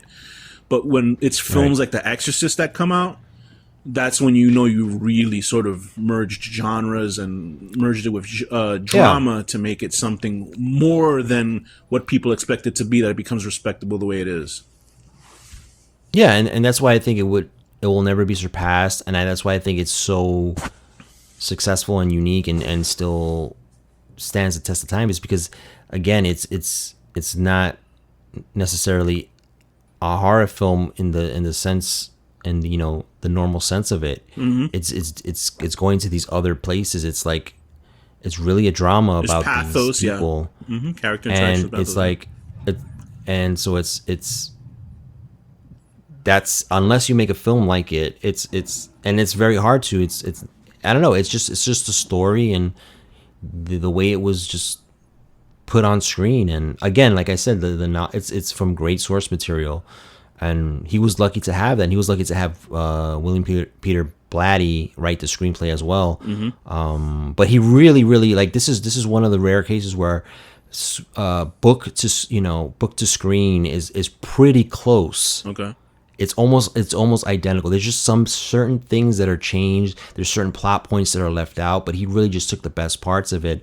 And what's great about it is that there's stuff in the book that it's described that Friedkin doesn't show, mm-hmm. and there's stuff in the movie that he shows that in the book didn't describe. It's a weird thing. Like, I just want to say one thing. Like, sure, you should read the book. But I will. Book, I read it when I was 17 years old. It was the first thing I ever purchased from Amazon. Oh, this is the first, like, when Amazon just came out. It was just Amazon was just books. I don't know if you remember in the beginning. Yeah. It was just books. And I remember I was like, oh my God, you could order a book online? And so I ordered The Exorcist. And I was like, this is an amazing thing. And I read it. Dude, I was 17. I was close to graduating high school. I was so scared from this book. Wow. And hence, I already seen the movie. Yeah, I've seen the movie. The book scared me so much, bro, that I had to sleep with the light on for like Is it one of those things where you bro. felt like the book was evil itself or something? Like that helped? It's just the descriptions. Right. And obviously you're imagining the shit in your head. The way he described things in the book was so fucking scary, bro. And it's the same thing as the movie in a lot of ways. It's just extra details. You know how books are. Yeah, they of give course, you more yeah. detail. Oh yeah. And I was like, this book fucked me up, bro. I said, I never thought I would be afraid of a book. Right. And of course, back then I had different feelings about religion. I probably was still kind of a believer. Uh-huh. In my own way, so that helps to scare me more. But dude, like, there's the scene at the end when he throws himself out the window. In the novel, it's never described. The mother just hears the window crashing. Oh, okay. And then she runs upstairs and she sees like the aftermath. So like, Friedkin showed it. So like, he did smart things like that. That was I think necessary for a film, though. That you needed of that course. sort of tension build up and then release. Yeah, and so the way he did it in the movie is like, he created that whole moment where he's like punching the demon, and then it gets into him, because that's what he kind of like, that's what he got from the book. He was like, that probably happened in the room, you know what I mean? And he showed it. But anyway, it's just an amazing film. It'll never, even the special effects still hold up to this day. Yeah, all mechanical, all done on set, no CGI. There was one optical, like it was like an animation when she throws up on the priest. Yeah. If you notice, the throw up is an optical effect. It is. It's not real. Okay. That one shot when you see it coming out of her mouth. And the voice actress that they used for her, I think they got into a little legal kerfuffle after, but I think she got paid after that. But just the voice, I mean, just that voice. She was a weird lady too. She was a weird lady. I wouldn't be surprised. I'm sure that was her name is Mercedes McCambridge, and there's an interview with her about the movie, and looks so weird. And she's like, I need to have a priest on set. Was she the one that had the makeup on her face as the monster? No. That was a different actor.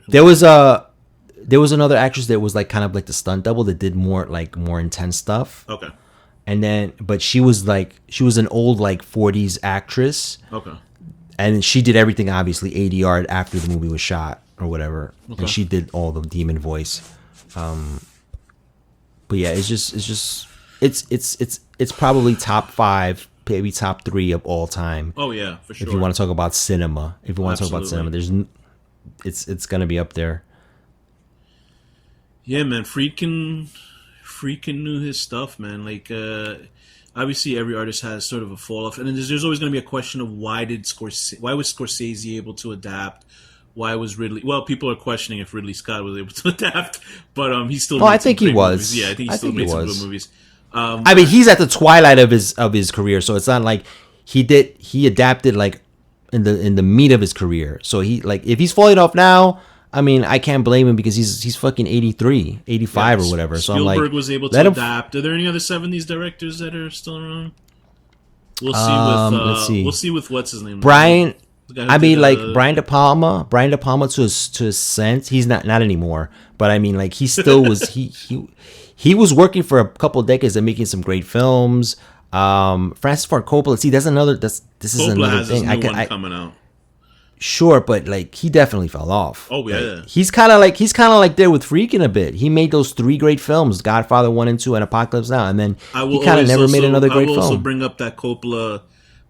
Always on this podcast, I always bring up that he pretty much funded and helped Victor Salva's career. If you know who Victor Salva is, the guy who did Jeepers Creepers after he was arrested for making pornography with a young boy. I will always remind people that Coppola funded his movies. So I don't know why, of all directors, he helped. He probably wouldn't help you with your directing, but no. Victor Salva, so whatever. But yeah, it's difficult for 70s directors. I mean, these are years, but there's like 40, 50-year difference. You know what I mean? So I get it. And but Friedkin has rightfully earned his place in cinema history. And we're grateful for the work that the man has done. I always found the guy incredibly charming. I might not agree with him on a lot of things. You and I know personally, but that people have their differences, and he's made some of the greatest films of all time. So I can stand and say that proudly. He came off as a funny dude. He showed me the clip of his last film that he directed. So thankfully, it wasn't that Exorcist documentary they did with the sham guy. No. I just call that guy sham. I don't know. Maybe that's a strong word to say for a guy who said he's exorcised 9 people of demons. In reality, I don't know what you think about that. Maybe it might be real to you. It's a sham. It's a sham. It's a sham.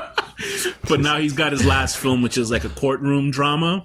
So thankfully, and I saw the clip you sent of me and him on set, and he seemed just as funny and gregarious as usual. Thankfully, he had that finished, so he was able to finish a film, at least, you know? Right. And obviously, I'm grateful for the films that he did, and I'm glad that this guy was able to do his artistic vision. You know, he was able to tell us stories, and that's all of us. That's the thing about him. Exactly. That's the thing about him. Love him or hate him. Like, again, I didn't like a majority of his films, but the fact that he just made the films that he wanted to make, in his style, that's enough. That's enough for me. It's like, you know, and he didn't make horrible films. He never reached heights that he started. And sometimes he had like questionable shit in there, like sloppy shit or just shit that he did this one film called The Guardian that I've never watched. I saw clips of that. It's and like I didn't realize how gory and graphic that movie was. I was like, damn, that's pretty badass. But I don't know. People said it's good though, so I don't know. Horror fans said it's pretty good. Again, I haven't seen all his films, so I'm not gonna judge. But a majority of the films that I've seen, I was like, he always disappointed me. Fair enough. Even the films that I kind of like Killer Joe, I was like, he could do better. Right. And that's just the way I see him. But again, nothing can take away from him the fact that he made masterpieces in his life. And, yeah. So I think. Go ahead. No, and then he's a great resource for just great stories. Oh yeah, great orator. He's a great orator, and he knew a lot about cinema. Yeah, there's a lot of videos on YouTube of him just giving speeches at NYU and film schools and all that stuff. And you know, if you want to be an inspired filmmaker by him, they're definitely worth watching his stuff. You know, definitely worth watching his stuff. He's a highly intelligent guy. He's got a great crackling sort of sense of humor. Very and even like his Criterion collection thing, he only picked 2 movies, really, and he was great at it. You know what I mean? It was like the shortest Criterion video, but you still learned a lot more out of that video than a lot of other ones. So do you have any final words on William Friedkin? I just that, I'm thankful that I was able to experience his movies, to see movies, new movies while he was alive that he released. And it's weird to say, but a lot of his especially The Exorcist is the #1 film that affected my life, even when I didn't even know who directed the movie. Yep. You know what I mean? So just to say that's how powerful like some of his movies were. And so and then I'm looking forward to discovering other ones that I haven't seen yet. Yep. So I mean, with that, I think we can share the final word that rest easy, Mr. Friedkin. Absolutely.